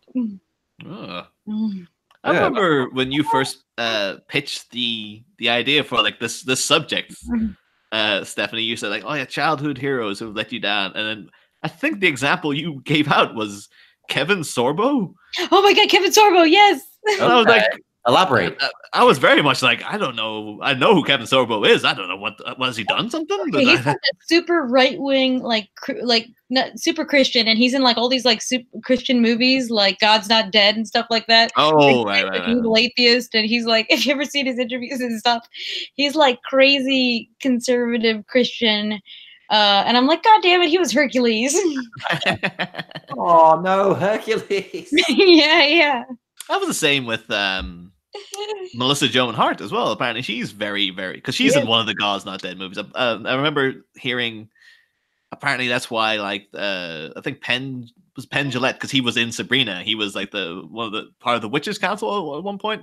Yeah, I think he wasn't around for too long because apparently him and Melissa Joan Hart butted head because he's a very staunch atheist. And apparently that did not land well with her, and she wanted him off the show. It's all very strange considering the fact that it's a show about witchcraft. Yeah, have you seen the new one? It's so like it's almost like to rub it in her face. It seems like. Yeah, I love it. It's fantastic. I admit when I watched the beginning is like real like I'm like you have to kind of force yourself into it because the beginning I'm like this is the weirdest stupidest shit I've ever seen in my life. But I can't stop watching it. I have to keep going. And so like and then it kind of grows on me. One thing I don't like, and I love the show in general. One thing I don't like. Over time, I've come to hate that weird filter around everything. Oh yeah, the shallow field. Oh yeah. Which at first I was like, oh, that's cool. Like it comes up when something really magical's happening. Oh, that's great. It highlights the magic. But then after a few episodes of it, you're like, this is really fucking irritating. Well, is this the new Sabrina you're talking about? What's that? Is this the new Sabrina you're talking about? The new one we're on. Yeah. Okay, I was like, I don't remember there been a filter. I remember there was a filter in the new one, but like, we're talking about the new one now. Okay, yeah, that's fair enough. Yeah, it's at first I thought it was pretty cool, but it really grates on you after a bit. But I noticed it was hardly used at all in that Christmas special. I think the next season's ditching it. Yeah. I think they are because it did get a bit. It does start to bother you after a while. Okay, I found one more person that I can think of that's done some screwed up stuff. Well, not a lot, but he's definitely had a couple things. Okay, so Sean Connery, he's a little bit pro women. Yeah. Well, didn't he basically say it's okay? It's okay every now and then to hit your wife or whatever. Yeah, not cool. Not cool. Yeah, the thing with Connery is like at least he had the benefit of having retired by the time that came out. So it's like it's kind of like his career sort of remained intact of just like that was the end of Sean Connery, and it ended on the bad note of like League of Extraordinary Gentlemen anyway. But now it's just like Lord of the Rings, but he's like nah. Like isn't that the whole thing? Like there's a bunch of movies that he always chose the crapper role. Like he didn't do Morpheus. He didn't do what's his name? What's the guy from Jurassic Park? The old man. John Hammond. Yeah, the character name. Yeah, Richard Attenborough. Yeah. Yeah, he was him. He also noted that. God, what? I would have actually because I think because Lord of the Rings, even though Ian McKellen was already a presence, I don't think he would have been quite the big megastar he is now had it not been the fact that he played Gandalf. So it's like it's a good thing Sean Connery turned down that part because otherwise we wouldn't have the proliferation of Ian McKellen that we have nowadays. You can't compare. Sorry, I mean he's not. You can't. Ian McKellen he's a classically trained actor. Until we find out something bad about him, I love him. Oh God, no! I'm sure he's done something. The thing is, there is still like a thing though of watching Connery in parts where there's even you watch Indiana Jones and the Last Crusade. It is kind of look at him in the parts like I do love him in this movie. He's a horrible man, but he is very very good in this. And I do know that wasn't there a movie came out a year or two back like Bloodfather or something, that big actioneer movie with Mel Gibson. I remember that's Mel Gibson. He's a but the thing was, I remember Mark Commode, who's a very very left leaning film critic and whatnot, and his review of it. And the thing was, he was like, the thing is, I know a lot of people aren't going to go see this movie because it's Mel Gibson, and that's fair enough if that's your prerogative. But watching him in this part, you remember, oh, there's a reason this guy was so famous. It's like he's very, very charismatic, and you just kind of get wrapped up in how cool he is and how like, oh, he is a really good action star and stuff. Oh yeah, yeah. And it's just like it's very troubling the fact like, yeah, he wins you back very easily because he's just so likable and stuff. And he seems to he's warmed his way back into Hollywood anyway. He's in everyone's good graces again. But well, you know the story of him and Robert Downey Jr. Like, I don't think so. Okay, so like, back in the day, if you guys don't know, I think everybody is. Robert Downey Jr. was like a crazy, like cokehead, heroin addict, like all the drugs, alcoholic. He was so bad, you know. He got kicked off of Ally McBeal. He got kicked off of like sets left, right, and center. They refused to. For Iron Man, which was his comeback. They refused to insure him. Like companies weren't going to insure him, so they were like, no, we're not taking him on if you're using him because he's too much of a liability. And Mel Gibson paid to have him insured. Like he actually did it out of his own pocket. Well, he's some good sides to him then, despite all the horrible stuff. Right, you little monster. Sorry. Because of that, though, does Mel get any?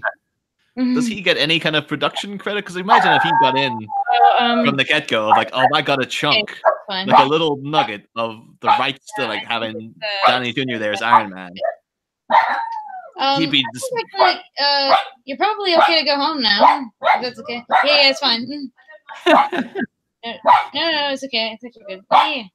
But thanks a lot. Okay, thanks. Yeah, perfect. Thank you. Bye. Bye. Sorry. Yeah, I was thinking about the babysitter. Okay. Yeah. Oh yeah. No. But yeah, that's the thing. So, like, did he get any kind of production credit for that? Because you imagine, like, if he got in, like, oh, I was the guy who insured Robert Downey Jr. to be Iron Man, so I get a little nugget out of the Marvel Cinematic Universe now. It's like you would be rolling, and you would never need to work again in your life. Get some merch money. Yeah, that's where it's at. That's where it's at. Trust George Lucas. Yeah. Oh yeah, totally. Who was it? Someone the other day was talking about someone did George Lucas do something bad? God help me. No. Well, what hasn't he done bad? I mean, besides the prequels, you know. No, he made the originals, sort of. I mean, he directed one. Yeah, but he made them. They're his baby. He made my life. He has some good. You know what? I feel kind of bad for him, and admittedly, I do kind of miss his touch in the new movies. Like, there's something missing. Yeah, I love them, but I do appreciate, like, the fact that even when he wasn't directing the originals, his hand is all over them. They're George Lucas films. And I like seeing one guy's vision and input coming in. And I know Kirshner did a lot in Empire, but Jedi is basically Lucas. Yeah. He essentially did the two of them. Jedi, I'll tell you this. I love half of Jedi. Like, there's some scenes I like. All the stuff with the Emperor and Luke versus Vader is, like, beautiful. Like, amazing. Oh, my God. Love it. Well, it's my favorite movie, right? Because of those scenes specifically. Yeah. The best scenes in film to me. Like when Vader says he finds out about he's like, sister. Oh, yeah. I love it. And then Luke going mad and fighting him. That's the best scene ever to me. Can't be it. But I don't mind the Ewoks. I'll defend the Ewoks. To have the dark, you need the light. I don't love the Ewoks. I mean, I also kind of Leia and Han are okay. Like, I like them better in the Empire Strikes Back because I like the tension, even though it's like not politically correct anymore. The way Han was with her, I'm like, no, I like it. It's sexy. I remember that been on. Like, I think you brought that up on one of your episodes of Batminute, Stephanie. That you were like kind of into like, oh, the hot tension of the hand, and there was a guy I seen on Facebook like that same day saying like, no, I don't like Empire Strikes Back. That whole relationship's just very problematic nowadays and stuff. And I was like, well, apparently not I know a woman who thinks it's not problematic at all. She seems to find it quite I'm quite sorry. steamy. I'm Lord, young Harrison Ford. He doesn't. Not to be mean. I mean, I don't either. He doesn't look as good now. Yeah, you know. I don't think I do. I think that earring is just like a siren's call, though. It's like, what the hell is that? Why is it still there? It's been 20 years, Harrison. Get rid of the damn earring. I'll defend the earring. I like the earring. I think it must be out of sheer stubbornness now, though. He's like, no, I've had days I want to chop off the damn ear. I can't stand his earring anymore. Okay. But I can't let the bastards grind me down. I've got to keep the earring. And Callista every day is just like, Harris, please, it's been since it was 1997. People were making fun of that. Yeah, my only problems with Jedi, despite being my favorite movie, there are Harrison. Actually, it's not that his performance is bad; it's that he hasn't really got a lot to do. Because like Han's character's kind of finished his arc, so he's just kind of hanging around. Like, I'm here. Hey, Han Solo. And but then Carrie Fisher, after the Jabba's palace stuff, she's got even less to do. Like, and she acts bad because my favorite movie, but it's got the worst scene in Star Wars to me. Worse than the prequel scene, well, except for the C-3PO droid factory thing. If he can sense your presence, then leave this place and all that. Yeah. Yes. Now, is that her or is that Marquand's direction? Because he's a TV director. It feels like a soap opera. I would almost posit that was probably Marquand wasn't even there. Like, it might have been just like that's the beginning of the Lucas directing prequel kind of stuff. It's just like he was there. Like, I'll take care of this scene. You go off, go get yourself a cup of coffee there, Richard. I'll take care of this stuff. Because it feels like the Anakin Padme scenes in the prequel, so it has the same kind of vibe to it. It's like I wouldn't be surprised if it came out like, no, George directed that scene. He directed a lot of this. You know, that was apparently most of it. Yeah. Although, in talking about like people been disillusioned with heroes from their childhood, like one of the big looming ones that people can't friggin' stop talking about the past year is the portrayal of Luke in The Last Jedi. People are immensely disappointed. Yeah, I don't understand. Apparently, even Mark Hamill himself has come out with the veiled criticism of it and whatnot as well. Well, it's like criticism largely he thought it was bad when he first heard it, and then he did it. Was like, oh, this makes sense. Yeah, the thing is though, I'm like, I'm not taking sides myself or anything, but like, you could also interpret that as been like, yeah, he trashed the movie, and then Disney had a word with him, and now he's like, no, I felt that way at the start. Like, look, people always bring up that footage of him, like when he was seeing his face when he saw bits of the footage where he just looked aghast at it and stuff like that. And Mark Hamill, the Jake Skywalkers and all that. I don't think he cares about Disney. Come on, he doesn't need the work. Okay, all he's done is the Joker for years, and he doesn't need the money. He's fucking Luke Skywalker. Yeah. Not no more. He ain't. Oh wait, no, actually, no. Still currently, he still is actually. But the worst kept secret of Episode 9 is like, oh no, Luke's back. Like, he's in it. Like, Luke Skywalker, I thought you were dead. I was. In the comments, this James Fry, I don't know if he's left yet. Sorry if you have. He said the Ewok spin-off film was interesting. Yeah, I watched both of them. I you know what I appreciate? How in the second movie they off her entire family. Seriously, holy crap! Yeah. I haven't seen them since I was like 7, so I don't remember anything. I did watch the holiday special this Christmas. That's an endurance test and a half, man. Let me tell you. My partner, she had never seen it, and she was not impressed. I was putting it on so we could laugh at it, but it still took us 3 days to watch because she had to stop every now and then. No, put something else on. What do you call that actress though? The one who, because there's that bit with the cantina where Oh, it's you know about what's her name? The older lady. yeah, but she's getting like it's shut down. That Yeah. scene almost kind of works to me because it's like Well, that's the one it's good one that they say. I'm sorry, yeah. the makeup that they put on Mark Hamill, he looks like he's made of plastic. I don't know what the hell they used on him. I was like, why is he so shiny? It's weird, isn't it? Is it something to do with the accident he had? Because I thought the accident was quite a bit before that, but I thought I it was suppose- after Empire and before Return of the Jedi. But I thought Yeah. I don't think it must have been like immediately prior to filming Empire because Yeah. they had to re-edit like, oh no, we need to have a reason for him to have this big freaking scar on his face he and stuff. denies that though. He says that the bit with the Wampa was always going to be there. That's irrelevant to anything that happened. The accident wasn't that bad. But then I've heard other people say, "Oh, the accident was really bad." I always wonder though if you pressed Harrison Ford on like the holiday special, would he just be like he might just be like it's as bad as all the rest of it, man. Like he has that attitude of like I couldn't tell whether the holiday special was bad because it's all bad to me. I don't care about any of this and stuff. That would be a thing with disillusioned people. Yeah, to find out that like he's even grumpier than you previously thought. Sir Alec Guinness, he's the one who hated it. Yeah, he hated it. He may have hated it, but he understood that other people would like it, and there was money in this for him. Like, oh, this is going to be successful. Shit.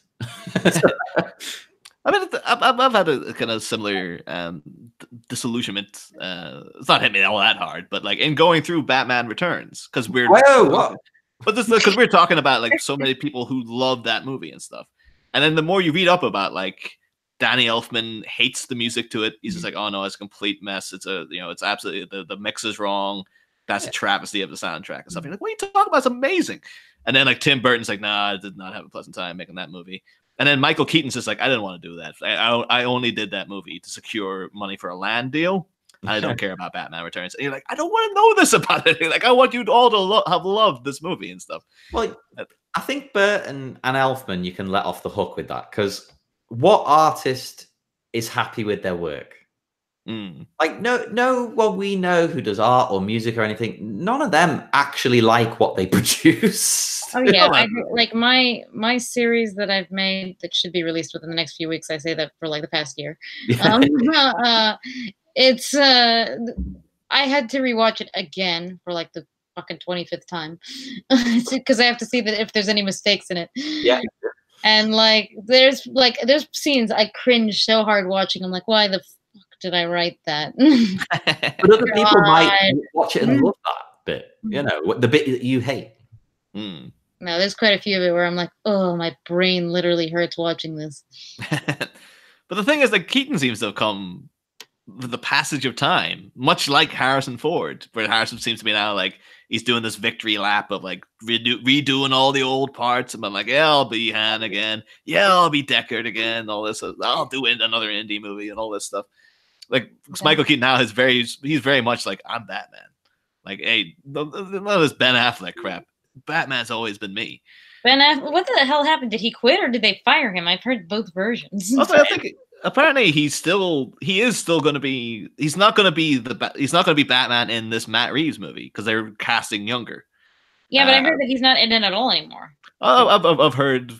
Apparently, no, he'll be, for like cameos and like Suicide Squad 2 or Birds of Prey or something. They'll still have him around. They got him to do Suicide Squad 2. Like because the last one was so good. Oh man. Well, I read all those. I did a YouTube video where I read the tweets like that James Gunn got in trouble for. Oh. Like, and I was trying to see if they were funny or not. Like, because I have a dark sense of humor, so I'm like, let me see if I actually like get a laugh out of a few of them. I did laugh at a couple of them, and most of them were just like dumb as shit. Yeah. Some of them more like the most offensive people were thing criticizing James Gunn for. The people that weren't criticizing him for like bad jokes. They were criticizing him because the jokes were bad. Like it was like, didn't care about the context of them or anything. It's just more like, no, they were just like they weren't funny. That was the whole beef that people had with them. It's like, oh, Marvel's like, all right, I guess we better rehire him and stuff. But they wanted to, but they can't. As you may have guessed from before, I hated Suicide Squad with a passion. What? It was so wonderful. Oh, great! It's one of the worst movies I've seen at the cinema. But recently, Niall will know my opinion here. I know what you're going to say already in The advance. Predator. What? Predator? The new one. The Predator. Oh, the new Predator. And I legitimately think it's the worst film I've ever seen. Ever? Yeah. I mean, obviously there are worse movies like Birdemic, but no. At least all those kind of things have some kind of enjoyment in them. Whereas I was sat in The Predator, embarrassed to be in the cinema. I was cringing in my seat. I literally had my head in my hands about 4 times. I was just, oh my God, no. I couldn't believe I was watching what I was watching. And that's going to make people think, oh, I need to watch that. That sounds exciting. That sounds so bad it's good. No, it's not. I love The Room and shit like that. This is it's awful. Someone in the chat, 69 Paquette mentions Ralph Harris and that monster Jimmy Savile. But I didn't know them.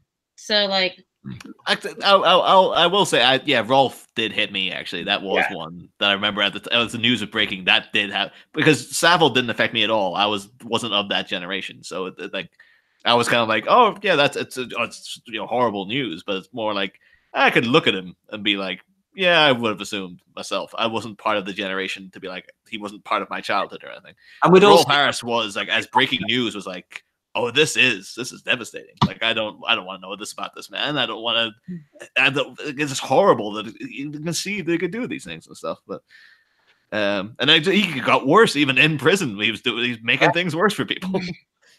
It's upsetting because, again, Savile. I mean, he was on TV when I was a kid, but he was already old, and he looked weird. And we watched the Louis Theroux documentary about how weird he is, So, yeah, you could accept it, but Rolf always seemed so lovely, so nice. Everybody liked him. In fact, well, Lol, my partner, her parents have a painting he did on their wall.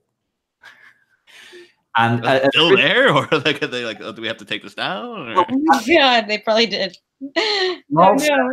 Take this down. How can you have this on the wall? And they're like, oh, it's a nice painting. We don't want to take it down. And I keep asking them, I'm like, do you think then that this is now worth less or worth more because of what's happened? Do you remember that, what's it called? The weird painting thing. Oh, who is it? Banksy, where the painting goes through the shredder? Yeah. Oh, yeah. That's amazing. They could do that. They could shred it and, make a stunt out of it. But then it's like worth more when it happens. Yeah. In fact, Niall, let's do this. Let's rent out a space at FACT, the cinema and art gallery. And we'll set up a shredder, stand motionless for 6 days, and then on the 7th day, just drop it in. That'll be the art. I think it works for me. It works. It would be good. I mean, you get weird art things going on there all the time. Shia LaBeouf was there. Didn't he do that thing where he just stood there and people took like a bag off his head? Oh, that was a different one. It was very similar though. He sat in the center of the art gallery / cinema in Liverpool. He sat there in jogging pants and answered phone calls from anyone who wanted to call him. He gave the number out. It's like, call me. I'll talk to you. And you could just stand there and watch and listen to him talk to strangers about things. That sounds kind of, admittedly, a little bit fun. I'm like, huh. I did stand there for an hour. So fun. I had a drink, but I was standing there. Well, the Fact Center was one of the places. I'm not too sure how that project's still going on, but because he has that, kind of we shall persevere, or they will not divide us, or whatever he's calling it, where it's like this ongoing art project throughout all of Trump's presidency. And I think at one point he had a flag or something that I remember at the time reading the stories, and then it's been like a year or two now since it happened, but people kept going up and taking down the flag. Yes. Like, and had taken the piss. So he kept moving it around. And the Fact Center in Liverpool was one of the places he had it. And I remember being like, oh, he's put it up on this big pole at the top of the Fact Center. It's like, I must go down tomorrow morning to just look at it. And then by the next morning, oh no, someone's already taken it down. Because it just became this prolonged international version of like captured the flag, basically. We're like, she's like, guys, put it up somewhere. Let's go. Let's see. I think people were trying to figure out ways of like he was putting it up so high and different things that like people were working out how to get it down by a drone and stuff like that. It was a real big, like, so like he got pretty good at this. Yeah. But like he was literally going through like the kind of the trolls were really going like, we need to keep this going. So they just had to kind of like, oh, if we send it to the moon, they'd have to figure out a way to get to the moon to go and get that flag and stuff. There'd suddenly be a new U.S. expedition to the moon. It would have been really fun had it not been like, because Jai obviously is a very passionate gent. So I don't think he found it funny at all. Well, this thing where he was taking the calls, I can understand this must be annoying because I bet this happened 100 times. But this girl ran up to him where he was in the center, put her arm around him and took a photo. And he flipped out.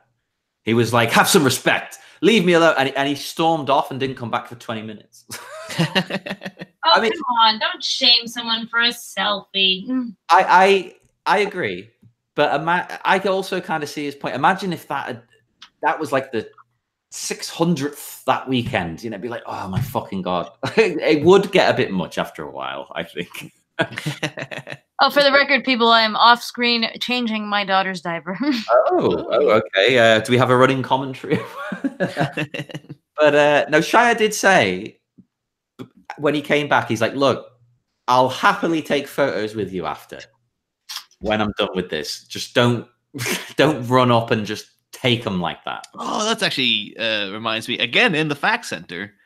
I don't know if I would call him a childhood hero, but someone like we were both there, John. We saw the disillusionment with I don't know if you remember him, Stephanie, but Zach Galligan, the star of Gremlins and Gremlins 2, the guy who played Billy. Yeah. We went to he did a Gremlins Q&A.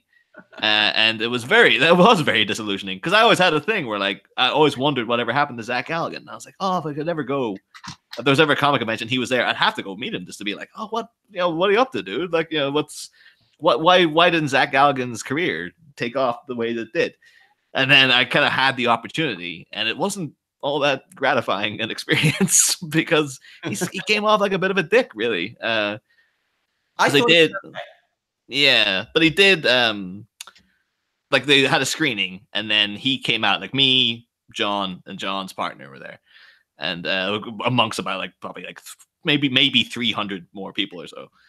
And so he came out at the end, and he had a real swagger of a guy who was like a big hotshot. I was like, you've not done anything worthwhile in 30 years, dude. Don't let your ego get to you. And but he had the kind of the way he's sitting in the chair, kind of made him look like that's right. Breathe it in, it's me, it's Zach Galligan. I was like, oh man, I seem like this is putting me off already. But because we have another Movies by Minute show, one that came out around the same time of us is the Mogwai Minute, where they're currently going through both Gremlins movies 1 minute at a time. They're like midway through the second movie at the minute, and they had sent over because they're quite friendly with these guys. And we're like, oh, we're going to a Q&A with Zach Galligan. And apparently they had been trying to get him on the show, and he always ignored them. Yeah. And so they were understandably kind of like, oh, what the fuck? And I was like, oh, they sent over a T-shirt. They're like, oh, just give the T-shirt to him. And they had questions that they wanted to ask, and they're like, oh, ask one of the questions.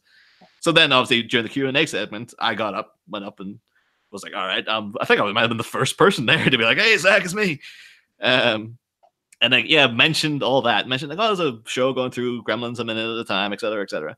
And then he was just like, yeah, those guys have been in touch. I'm aware of them. And it seemed a bit like, oh, okay.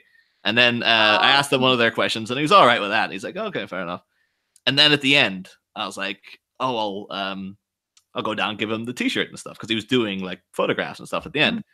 And then he actually he didn't say anything, but the guy who was there was like, Zach wants you to know he's not going to sign anything, and you have to have your phones out and ready to take the picture because he's not waiting around for you. What the hell? What a dick. Yeah, that seemed off. Do you know, like, okay, when I went to London Film and Comic Con and I met Kevin Smith, I gave him a copy of my comic book, and he held my comic book in the photo. He's like, yeah, sure. Like, he was super nice. Oh, and he seems like people were like crazy friendly. Like, every one of them I met, like, were super nice. Yeah. And so those kind of photo shoots is actually what, like, I never used to have any time for Rihanna until I saw her, like, pictures from her doing those little photo shoots backstage with people, and it looks like she's just like the nicest person in the world. So I was like, oh crap, Rihanna seems like a really lovely person. But eventually though, with Zach Galligan though, we got like, all right, at the end, it's like, okay, I'll go up, I'll give him the T-shirt at least, and maybe he'll be grateful for that. And he got to the front, and I was like, oh hey Zach, how's the guy who said about the Mogwai Minute and stuff? They've sent you a T-shirt. And he just kind of took it, and he held it very daintily, as if it had like smallpox on it or something. And he just kind of went like, okay, I'm going to take that over here, and we're just going to put that right there. And he just draped it over a chair, and he's like, yep, shook my hand, took a photo. He's like, right, see ya. And I was just like, oh, Billy from Gremlins is a dick. Like, this God, that's and the thing is, like, I think John took a photo of me with him. I've never seen that photo. It's like, I don't want to see it. I don't want to. I don't want that memory of me and him. Dude, that's fucking. You know, out of all the people I met in these type of nerdy stuff, you know who's been my absolute favorite? And it sounds odd because like nobody even like you wouldn't know him that well. Can you guys watch Game of Thrones? Yes. Oh yeah, yeah. Okay. He plays Euron Greyjoy. Oh yeah. What the hell's his name? He's also like from some Scandinavian country. Yeah, I'm not with the names, but I know what you mean. I met him and I got him. He did an autograph, and when he was doing autographs, he literally would talk to you for like a good 5 or 6 minutes, like while doing the autographs. Like he talks quite a bit, and like as he was talking to like me, I was like, man, this guy is like oozing charisma. I've never met someone who I was like, I love you. I don't know you, but you are great. I just want to sit here and hear you talk. I just had to quickly look up who Euron was there. And as soon as I seen the picture, I was like, oh, I love that guy. Like that's the guy who's like the big, kind of the swinging dick villain going into the final season now. Yeah, and he's actually like super awesome. I was like, dude, you're great. You're great, and like you curse a lot, and it's hilarious. I really liked him because he had that kind of. I remember the time thinking, "Oh, he's just going to be like another Ramsey." It's like they're getting a bit lazy with this, aren't they?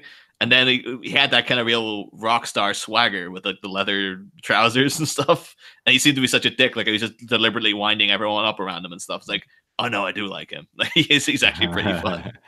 No, like the guy, like he's pretty. He was also in like Ghost in the Shell. Yes. But I no, actually liked Ghost in the was like Shell. really cool. And like my dream was to like ask him to be in like one of my like films. I'm like, there's gotta be a way to do it. I must know someone who knows him. And like I'm about 4 degrees of separation to get to knowing him, but I didn't have a good enough project to be like, come on, let me like I had a whole plan like to make like a viral video to try and like get him to do it. But oh, you should have. I don't have a project, and I have a baby, and shooting things with babies is hard. You could have just created one on the spot and just see if he went for it. Like that sounds like the best idea I've heard all year. Listen here, but but oh god, this baby's delicious. Even though it's a baby, it's like I can't stop.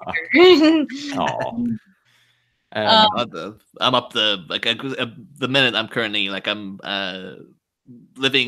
lodging at a friend's house basically. My friends of mine who have bought this big house and have got like about 5 or 6 spare rooms and stuff. And they're like, we're going to take in a lodger, but like I don't want a randomer. Do you want to take the room? And I was like, oh yeah, of course I will. A big ensuite room and stuff. So I've basically got the entire top floor to myself. But they have like a little 1-year-old baby. And it's just like, I feel weird because I'm always like, this is the cutest baby of all time. Like he's not my kid, but I kind of want to show people pictures of him because he's so cute and stuff. Yeah, babies do it. Like they're like they got that ability. Okay, I'll tell you one thing. Like the last time I did a live show, somebody asked me about like what's the most surprising thing about motherhood, and I actually know it, and no one ever talks about it, but it's real. This is the most surprising thing about motherhood, and so before I had a baby, you always think to yourself, this is gonna all sound crazy, and it sounds like really nutty. So I'll start with that. If I was ever in a situation where it was me or someone else, would I be able to kill them to live, right? And you always think yes. But, maybe part of you is like, well, that might be really difficult, Would I hesitate? After having a baby, no. I could easily kill a person and not even blink. Like, if it was like to do with baby. I'm like, God, man, motherhood gives you bloodlust. Well, if it's protecting the baby, that makes sense, you know. But it's like nothing ever in your life. I'm like, yeah, I'd murder someone. This is like, oh, I'd kill for you, baby. Please. Well, ask me to you know, kill for okay. you. Another thing that like Simpsons quote that reminds me is like, Blake, I've introduced her to other babies, but it doesn't seem to like, you know, work out that well. But it reminds me of Maggie's like, where are the other babies? Maggie doesn't like the other babies. I'm like, yeah, that's Blake. Blake doesn't like the other babies. I like that too. Like the little the kid I'm living with, Killian. Like they keep because we have a whole bunch of friends like around the same time that all had babies, and like yeah, literally like the other day, my friend Marion brought over like her little boy. He's like a couple months younger than him, and put them in like they have a little ball pen, and just like every time it's like, oh, Killian, you want to go in to play in the ball pen with Aiden? Just shakes his head at you. Just nah, doesn't want to know about this kid. And you put him in next to him, he just kind of looks at him, just like. What's he doing here? Like, what's his deal? I was like, yeah, I guess like maybe because usually he's the center of attention. So it's just like, why are you entering it? You already have me. What do you need this other kid here for? Like, what's the point? I think babies are like that. Like, apparently, babies are meant to cry a lot to prevent you from having sex in order to prevent another baby from being born. Seriously? What the hell? Yeah, that's part of it. Like they say, that's a thing that happens. Competition. Yeah, was this a factoid grasped from Baby Geniuses, the talking baby no, movie? I don't know where it came from. It's one of these like sciencey things. Yeah, you get a lot of weird mom superpowers too, which are like quite strange. Like I never buy into psychic abilities or crap like that, but there is some crazy weirdness that happens with you and your kid. It's like, wow. Kind of strange. I could tell when my kid's gonna cry from like 2 rooms over. I'm like, huh. I can also tell like which person your daughter wants you to kill as well. It's like, this thing. She commands you. No, you know, she has. I don't know. It's just like I totally like I get crazy already. Like having a baby literally makes you a little nuts. Like more than usual nuts. You know, there's the I'm nutty. No, but it's like I think there might be a couple things that might have gotten loose in the process. I mean, back to the topic for a second. You found someone else? It's not someone I particularly liked, but I know a lot of people who did. It's a touchy subject. The singer from the Lost Prophets. Oh my God! Yeah. What's his name? Ian Watkins. Watkins. That was it. H from Steps. H from Steps. They're not a band I liked. I was never into like emo kind of thing, but I knew a lot of people who were. So to some people, I knew this was the most devastating news that ruined their whole childhood. And that wasn't even like a story you could like. Oh, maybe people are just misinterpreting it or something. It's like, oh no, this is literally like he's done the worst stuff you can imagine. Well, that's the thing, because I thought to myself, like, I like to know what happened in these situations. I like to be informed, so I'll read the court transcripts and things. Don't do it. No, it's even worse than you probably are picturing. It's all horrible stuff. Yeah, of course. H from Steps got all the blame for that as well, because he unfortunately shares the same name as him. I had a friend who had like basically it was like it made like local news, which was like one of the a girl basically brought kind of like harassment charges for like a theater group. And this fucking dude had the same exact name as another actor friend of mine. Oh, shit. The only difference is my friend was black. And so, like, he was getting all these horrible harassment letters, you know, basically saying the worst of the worst. And he even gets called by, like, the news trying to get interviews. And he keeps trying to tell them, he's like, that's not me. I swear.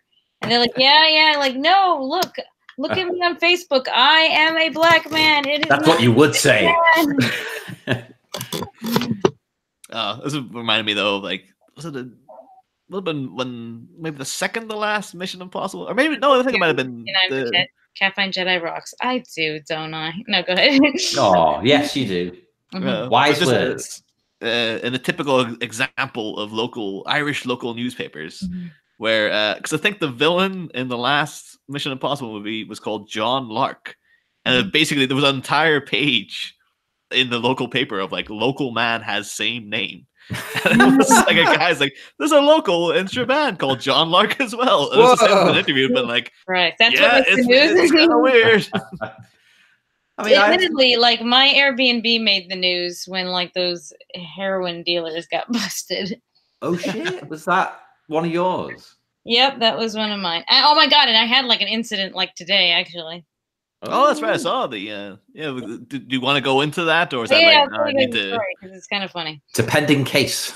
Okay, so, no, it's not a case, but okay, so like, there's an issue that we have, which is if we lower the prices of the Airbnbs just a little too much, we end up getting, let's just say, not the finest class of people.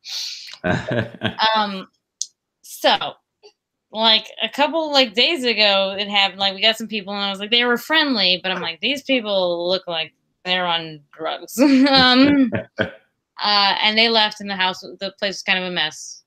But you know, cleaner cleaned it up, whatever. Then there was a guy, same deal. We're like, you know, I was like pretty sure. I'm like, this guy looks like he's shooting up heroin, but he's friendly. So what the hell can I say? Like, what is my, like, Airbnb does not give me like a manual what to do if you think guest is shooting up heroin. You know, I'm like, what the hell do I do? And I bet it happens a lot. Like I can't go up to him. Excuse me, sir. I don't want to assume you're doing drugs, but you look like you might be. So can I ask you not to?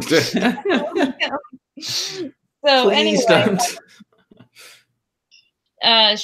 So today I was supposed to get like some new guests, and this heroin addict looking guy was supposed to leave. Anyway, the new guest messaged me saying, you know, could they drop off their bags early? And I'm like, yeah. Oh, they wanted to check in early, but I'm like, the room is not ready. The room has to be cleaned before you come in. Anyway, they like, oh no, we just want to drop off their bags. You know, our bags. Fine, good enough. I could do that. I could deal with the dropping off of the bags. So usually what I do is I get the bags myself.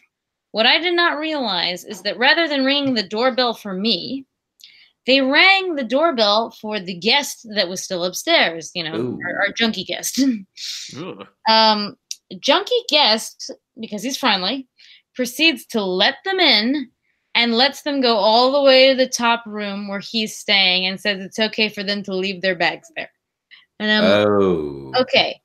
At which point I get a message from the future guests saying that they feel it's completely unhygienic and unsafe to stay there. And I'm like, what's happened? How did you get inside the house? You know, like, I didn't let you in. I didn't get your bag. What has happened? Yeah. So, I'm like, what the hell do I do? Like, I've never had guests tell me they don't want to stay because they think the previous guests are too dirty.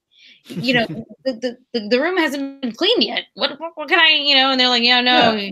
He looks like he was dirty and we can't stay there. And like, I'm both kind of like, okay, maybe the guy does look like a junkie, but also, no offense, but if you've ever stayed in any Airbnb, in any hotel, any of those places, a hooker has banged on that bed. All right. Almost definitely. Okay, so let's, you know, what do you want? Like, I'm changing the bed sheets. Would you like me to, you know, I could change the actual mattress cover too. If that's gonna make it better. So it was like a back and forth with like calling Airbnb to like, you know, what am I supposed to do? And Airbnb is kind of like, I don't know, it's really up to you. I'm like, what? They're like, yeah, you know, if they cancel, your cancellation policy will kick in. And then the guy he wanted to, like, you know, the new guest was trying to talk to me. I'm like, he's trying to talk to me so that I give him a refund, because if he cancels, I don't have to give him a refund. But, you know, I put him on the phone with my husband, and Bossy's nice. So Bossy's like, yeah, look, I'll give you like 70% refund, you know, because you didn't actually stay there.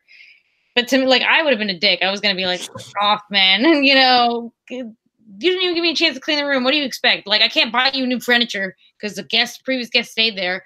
You honestly think it's every single hotel, every single Airbnb. There are people who are, I'm sorry, just gross. That's a problem. I would say 1 out of 4. are just gross. Yeah. And you just have to clean it. You know, you have to clean the craziness. And that's that. So, long story short, we refunded them. The guy canceled. We refunded him 70%. And then the room was immediately booked anyway by somebody else. The room is clean. Nobody could tell that there was a crazy, you know, junkie that was in it. That would be crazy though. That was had to be like an Airbnb policy. It's like, oh, you have to buy new furniture every time. Nobody's going to want to stay in a place that someone sat in a chair already. What the hell? Disposable furniture. It's the future. Hold on. Whoa, wait. One second, guys. No, go back. Sorry, my all right. Hear beeping. My battery keeps going low. The thing keeps falling out of the. I'm trying to put it back. It's just the way you said that, though. I thought like you meant like the thing keeps falling out of like, oh, you mean your baby? You keep dropping, keep dropping Blake. The baby is fine. Blake is a hearty baby. You know, she's okay. You've dropped that baby countless times, and it's been fine. She's fine. She bounces. It will be shocking though in handling babies sometimes because you assume they'll shatter like glass. And sometimes you can stand up and all of a sudden you like accidentally bump their head into the roof, and it's just like, oh my god! And they just kind of look at you like, what? like, oh, that looked like that would have been painful, but you seem okay. Let's hope for the best. Let's hope he's all right. Okay, now it should say, Blake, I'm getting you. Don't worry. Does Blake have any childhood heroes that she's currently disillusioned with? She loves Paw Patrol. They haven't done anything bad yet. Hey, you never know. You never know. Has she been wrapped up into the addiction that's known as Baby Shark yet, or is she? Oh, she wasn't that into it. I put Baby Shark on for her. She likes. I kid you not. Her favorite song that I have to sing for her, and she just loves, is like "Que Sera," you know, like that old 1960s song. Oh yeah. I was just a girl. Yeah. Que. Oh right. Oh, the song. Let's know like the song from Heathers. Yeah, I know that one. Is that where that's like? I remember from like a really old 1960s. I think it is, but I just remember they play that at the opening credits of Heathers has that over the top of it. It's all really nice and pleasant stuff, and then all of a sudden they fire croquet balls. Winona Ryder's buried up to her head in the grass and stuff like that. It's pretty fucking movie. But I was gonna say, should we do a spin perhaps on the topic of like, instead of disillusioned heroes, are there any childhood heroes that you have you feel still stand the test of time that are still like, no, they're pretty rock solid? Okay, I'm gonna say one and then it'll like be like next week, like damn. I mean, most of mine have, to be honest. Dane died in grace, I think, to me. I was like, well, he just went, and I realized.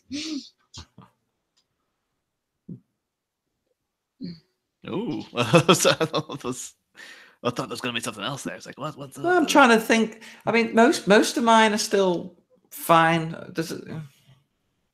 don't know. Let me think. I can think of more who aren't. Like, or people in the middle. Like, I still like them, but they've done something bad. Like Arnold Schwarzenegger. Oh, yeah. He's done plenty of questionable things, but you still kind of like him. I don't know. And you read his book, and he's an interesting guy. He seems nice at his core. That was the thing I was wondering about. Not the dredge back up the Predator again. But like, I don't know why I was thinking about it during the week, but like, you know, at the end of the original Predator, they have like a roll call of the cast at the end. Brilliant, love it. But it's kind of like, this is all like them kind of goofing around and set and stuff, and they're all smiling for the camera, except Arnie. And I always wondered why. Why is he? Because it's like a shot of Dutch just in action. Where it's like, oh yeah, you take him seriously. The rest, you can walk Carl Weathers just kind of goofing around, smiling, and like, oh, there's Billy. Like, oh no, he's a nice guy. He's a more laid back, and we're like, oh, we had a time making this movie. Oh, such fun. And then at the end, it's just a glory shot of Arnie, just like obviously it's still in character and stuff. But it's like, I would have thought of anyone who always seems to be perpetually having a good time and set. It always seems to be Arnold Schwarzenegger. So why didn't he get like a nice little like, hey, it's me, like smiling and winking for the camera?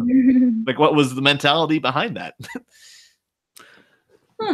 Maybe he just hated everyone. He didn't want to spend any time with them. Or it could have been like they felt like they were also happy for those shots because that's the day Arnie left. They all hated him. And they're like, oh no, we got rid of he's gone. Like, this is the last day of filming. Arnie's already left. They're just saying like, hey Carl, Arnie's gone. He's like, capture that. There you go. Brilliant. I think. I mean, YouTube has some like infamous ones, I would say. Oh, that's a good thought. We haven't brought up any YouTube people. I like PewDiePie. I know he's gone through some shit, but I still like him. I think YouTube's still a baffling thing to me in that there are people who are like the biggest YouTubers who are like got like millions and millions of subscribers, and I have no idea who they are. Well, this PewDiePie guy, I just know his name. Really? Like, I watch him, and he's still like the biggest YouTuber. I think still he was about to get beaten out, but like, I don't know. He lives in my town, and I've never run into him. Though I think like I once was applying for a job with him, and people like sent me his address, and it got really freaky. And I'm like, I don't want to stalk him. See, maybe that's what you needed to do, Stephanie. The extra step. Maybe you could be working for PewDiePie right now. I don't just stalked his ass. Like, the funny thing is, he was looking for an assistant, but then like he like, I guess he doesn't do it anymore. He's just like, oh no, I decided I didn't need an assistant. So I'm like, all right, you know, I didn't get the job. Good thing, because it looks like that person got let go anyway. We had a thing the other week for like, it's completely off topic, but like I kind of wanted to make the joke, but she seemed genuinely quite stressed, where we were supposed to have a guest on who's like very like insanely busy. And like, she's a friend of mine, but she's like, at one point she's like, she rescheduled a bunch, and then eventually just said, I just can't, like, I'm just not gonna have the time to do this. But on Facebook, she's also been advertising for an assistant, because she can like, oh yeah, as part of my thing, I can hire an assistant to do it. And I was like, can I just joke with her and be like, you can put your assistant on and she can do your spot for you instead of you. We'll have the assistant over you. Yeah, maybe we can still time, John. We can still do it. But I believe she does like, oh, I finally hired this woman. And it's like, oh, she can come on the show. By all means, go ahead and do it. I'd rather have the assistant at this point. Yeah, no. You could do it like the they call it like the surrogate in Arrested Development, where it's just like the assistant sit with a little cap and like a little camera, just like saying everything she wants to say via this woman and stuff. Well, he died recently too. That was, but like Who died? Was it Bob Einstein? We call him. He was Marty Funkhauser in Curb Your Enthusiasm. But then Super Dave. Super Dave, that was what I was trying to think. Super Dave Osborne, which apparently was a big thing in America. I'd never heard of this guy. I've never heard of it. Never came here. Yeah. Maybe it was like in the 70s. It seemed to be like there's a lot of footage of him as a young guy, and then they would immediately jump to him in Curb Your Enthusiasm. Yeah, like he did nothing in between. He probably did. He probably had a great long career, but you know. I mean, I really loved him in Curb, so I was genuinely like, oh man, I will miss that guy. Yeah, that was a toughie. Oh, I can think of someone I like still who like hasn't screwed up, at least yet. I like Terry Crews a lot. I think he's cool. Yeah, good too. On YouTube, his GQ, like, you know, where he pretends to be himself and like he gets all the questions too of how he got famous. And I was like, oh, that's a pretty cool story. I do like a great time. I've only recently watched all of Brooklyn Nine-Nine. Like I liked Terry Crews previously, but like watching the whole show, I was like, oh no, it still stands. It still stands. Still like the guy. And the thing is, like, all my immediate assumptions about the show since before I started have still remained true. Whereas, like, I'm sure it's okay, but like, I don't like Andy Samberg. Really? Yeah, I've never liked him. And then at the end, like, even caught up to date with the show now, I'm like, yeah, he's still my least favorite thing in this whole endeavor. Like, I can still watch the show. But, I like him too. What was it? Somebody showed like two celebrities. Oh yeah, it was a Jesse Eisenberg. Like it was Michael Cera, Jesse Eisenberg, and Andy Samberg. Like the weird evolution. This is my last one on the original topic because I've just thought of it. Okay. And I do probably have to go soon, but kind of. We'll probably end in like the next 5 minutes. Or is that all right for you? Like, yeah, that's cool. Good. Louis C.K. Oh yeah. Which maybe it's not as bad as some people we've mentioned have done, like the Lost Prophets guy. But Louis C.K.'s thing, yeah, it's bad. It's bad. I can't watch things with him in at the moment. Like I was watching all the comedians in cars getting coffee because they put it on Netflix. Yeah. Had to skip that one.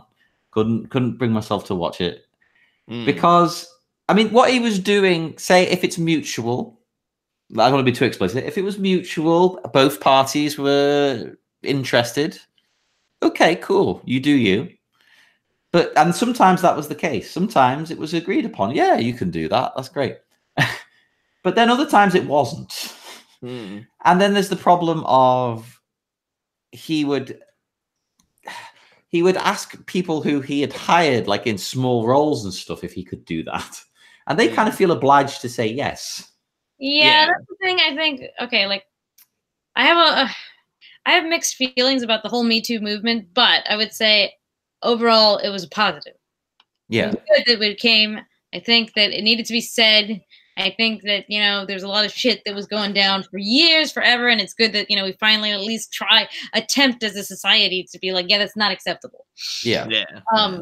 So yeah, some of the stories I'm like, Jesus Christ, can we take it down a notch? Some of these are he looked at me once for too long, and I was like, "Geez." I think I was like more surprised with recently with Louis C.K. is that several like high-profile female comedians coming out to defend him. Like Sarah Silverman's been like, "Oh no, like Louis is still my friend, and we should all really lay off that guy. Like he's like, and he used to do that to me as well. I didn't mind it at all, and all this stuff. It's like that doesn't really, it's not the same." And then I think the other week, Janine Garofalo, because apparently they kind of came up together.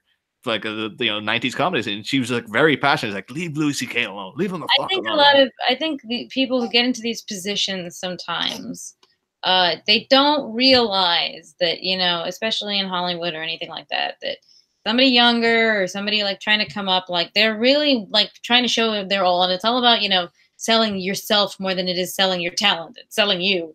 You're the brand, you're the everything. And you're like, I don't want to seem like I'm difficult. I don't want to seem like I'm not having a good laugh. I don't want to seem like I'm going to be the hard ass with a stick up my ass, even though this is making me uncomfortable. Because, like, I would be freaking uncomfortable if I was, like, hanging out with somebody and they're like, let me just jizz on your feet. Okay, well, like, dude who hired me, that's just, what the hell do I say in this situation? I mean, nowadays you'd be like, well, this is not fucking happening. I had my one moment, not related to what we were talking about at all, like where I felt guilty about this because I'm cursing so much and I have my baby next to me. And I watched the Big Mouth Valentine's Day special. Oh, yeah. And I was like really guiltily watching it because Blake was with me and I'm like, oh, she shouldn't be watching this. She's a baby, you won't notice, And then she was watching it. She'll watch screens, and I'm like, oh no, it's colorful. I know from... Again, like living in a house with a baby, it's like, oh, they put on whatever around him. It's like, he doesn't know what it is. Like it's like they'll watch like put on the Texas Chainsaw Massacre or something. Like, oh, there you go, it's nice and colorful. He might love it. Yeah, I do know. The thing is, though, they do. I was surprised. It's like, oh, I always kind of the mentality, like, oh, you can put on whatever for a baby, and they'll be happy enough. But he does very specifically like if you put on nursery rhymes and stuff for him. That really gets him going. Like he gets properly excited. It's like, oh, there is a thing that's keying into a baby's brain of like, this is what they like at this age. Yeah, there are things. It's fine, baby. Oh no, it's okay. It was just Cashew. She just got scared because she saw the dog came by really quick. Anyway, I think we're gonna have to call it a night. Oh yeah, no problem. No problem. If you guys want to ever do this again, if you guys enjoyed it, I'd be glad to have you guys again. Oh, thank you. Yeah, it was great. It's weird being on camera when we're used to being completely hidden in the shadows doing a podcast. It's also fun. It's weird going out live when you're like... I'm like breastfeeding a few of the times. It's okay, baby. Do what you got to do, Yeah. also just have the kind of mentality too, like, oh, usually because we don't go out live, so it's always like, oh, I'll put, in editing, I'll bleep that out or something. It's like, oh no, it's all there. Oh no, plus it's like free reign to swear as well. It's like, oh, we don't get to swear on the show. On my channel, you swear as much as you want. Well, that's why I want us to do a Patreon now of Batminute After Dark, where we can do whatever we want. We get fair those because we again always try to keep the podcast like quote unquote PG. But like, and particularly in this week coming up too, where it's just like it's scenes of Catwoman and the Penguin together. Where it's like, oh yeah, there's no way you can like a bat. It's very kinky. Yeah, every joke you can make about it's like, well, a lot of dirty stuff, so I guess I'm gonna have to make the joke. Well, plus at one point there was in the script there was supposed to be like the Penguin had an umbrella with a dildo on it and stuff. I was like, well, we had to mention it. But that's not a PG thing to bring up either. Well, to the point where, I mean, in a few weeks, we will have a guest on who is into the fetish scene. Like she works in a dungeon and things like this. Oh, yeah, it's like other YouTuber. I got some guy messaging me. I think he's one of your quote-unquote fans, but he got a little weird. Oh, God. Who is it? I think I want to say his name is Matt or something, but it's basically because he's like, oh, so you mentioned that you like BDSM and stuff. Oh God, is this that guy? There was a guy called Matthew Mills. It might be him. Who was who's been in contact with other female guests we've had on. This is now becoming a cause for concern. He's quite inappropriate. Is all I can say. Really? Yeah. He was basically asking me about if I had done sexual stuff with these guys who I had done BDSM stuff with, and like, do you jack them off? And I'm like, what the fuck? Who the hell are you? And why are you asking me this? Okay, if he does it again, send us the messages. Okay, and then like kind of like we block him.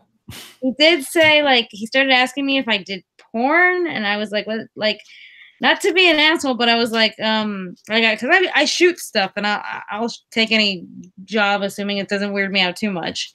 So I was like, I wonder if that's what he's asking me, if I've shot porn before, So I asked him, I was like, and then he basically like, he's like, no, to be in it. And I was like, I don't know where you get that I would even be interested in that. I've never said that I would do such a thing. Well, I assume he's not watching. He was odd.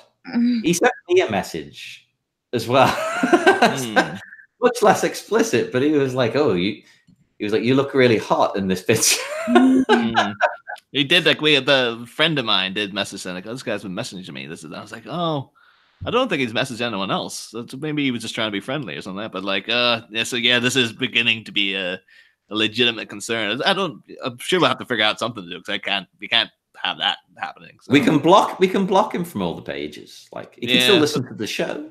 That's the thing is, man, because like if there's no, I'm sure there's a way if you can, like if we bring on people, we can't stop him from contacting them. But like, we'll have to figure something out though, because that's completely out of out of bounds. That's you can't. It was a little odd. Basically, he wanted me to take a job. Then he offered me a job to shoot something, and I was calling it. But then I was like, you know what? I don't feel comfortable. I don't feel comfortable working with this guy. No, do not. He sounds odd. He's only spoken to us like twice, but yeah.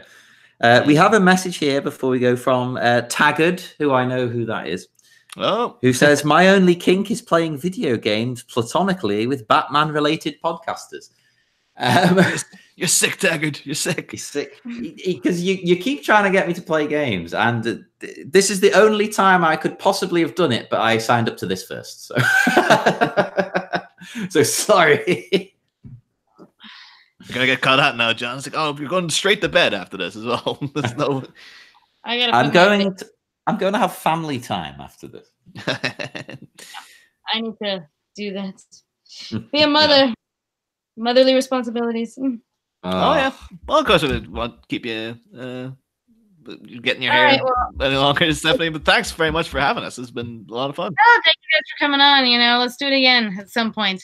Oh yeah. If you guys have a topic that you guys want to do, because on my channel you can curse talk about whatever the hell you want. Yeah, I mean, like of course we'll have you back on for that minute forever as well. But like, I mean, we'll be. I'm gonna think of like there's one scene I have to request because there's so many things about that movie. Yeah, I mean, we'll be doing like hiatus episodes and stuff as well. If you want to pop on for any of those I don't as well. know when you're gonna do it because you'll have. This will be another after that one. It'll have to be when you do what's it called, Batman and Robin, because like I love the Poison Ivy like weird monkey dance. Oh yeah. Oh, is she in a gorilla suit? That's never sexy. Oh, that's a specific reference to a film as well. It's I think but it's taken from like an old film noir, that exact scene. So that apparently it's at least Joel Schumacher thought it was sexy enough in that other thing to be like, I'm putting that in my movie as well. But of course we'll deal with that in 2 movies time once we get to it. So yeah, and if anyone wants to listen to us anymore for some bizarre reason, just look up Batminute. We're everywhere: Facebook, Instagram, Twitter. There's a shitty Tumblr that we don't ever use because Tumblr's a piece of crap now. Oh yeah, Tumblr, they make it great. They gutted the whole fan base completely for everything. It was ridiculous. Yeah. What else do we have? that? We've got Discord, but that's private, I suppose. Just type it in. We pop up everywhere. But yeah. I'm also busting to go to the toilet as well. Let's call it an end of the night then. All right, you guys, everybody take care. Okay. Au revoir. All right. Cheerio. Bye-bye.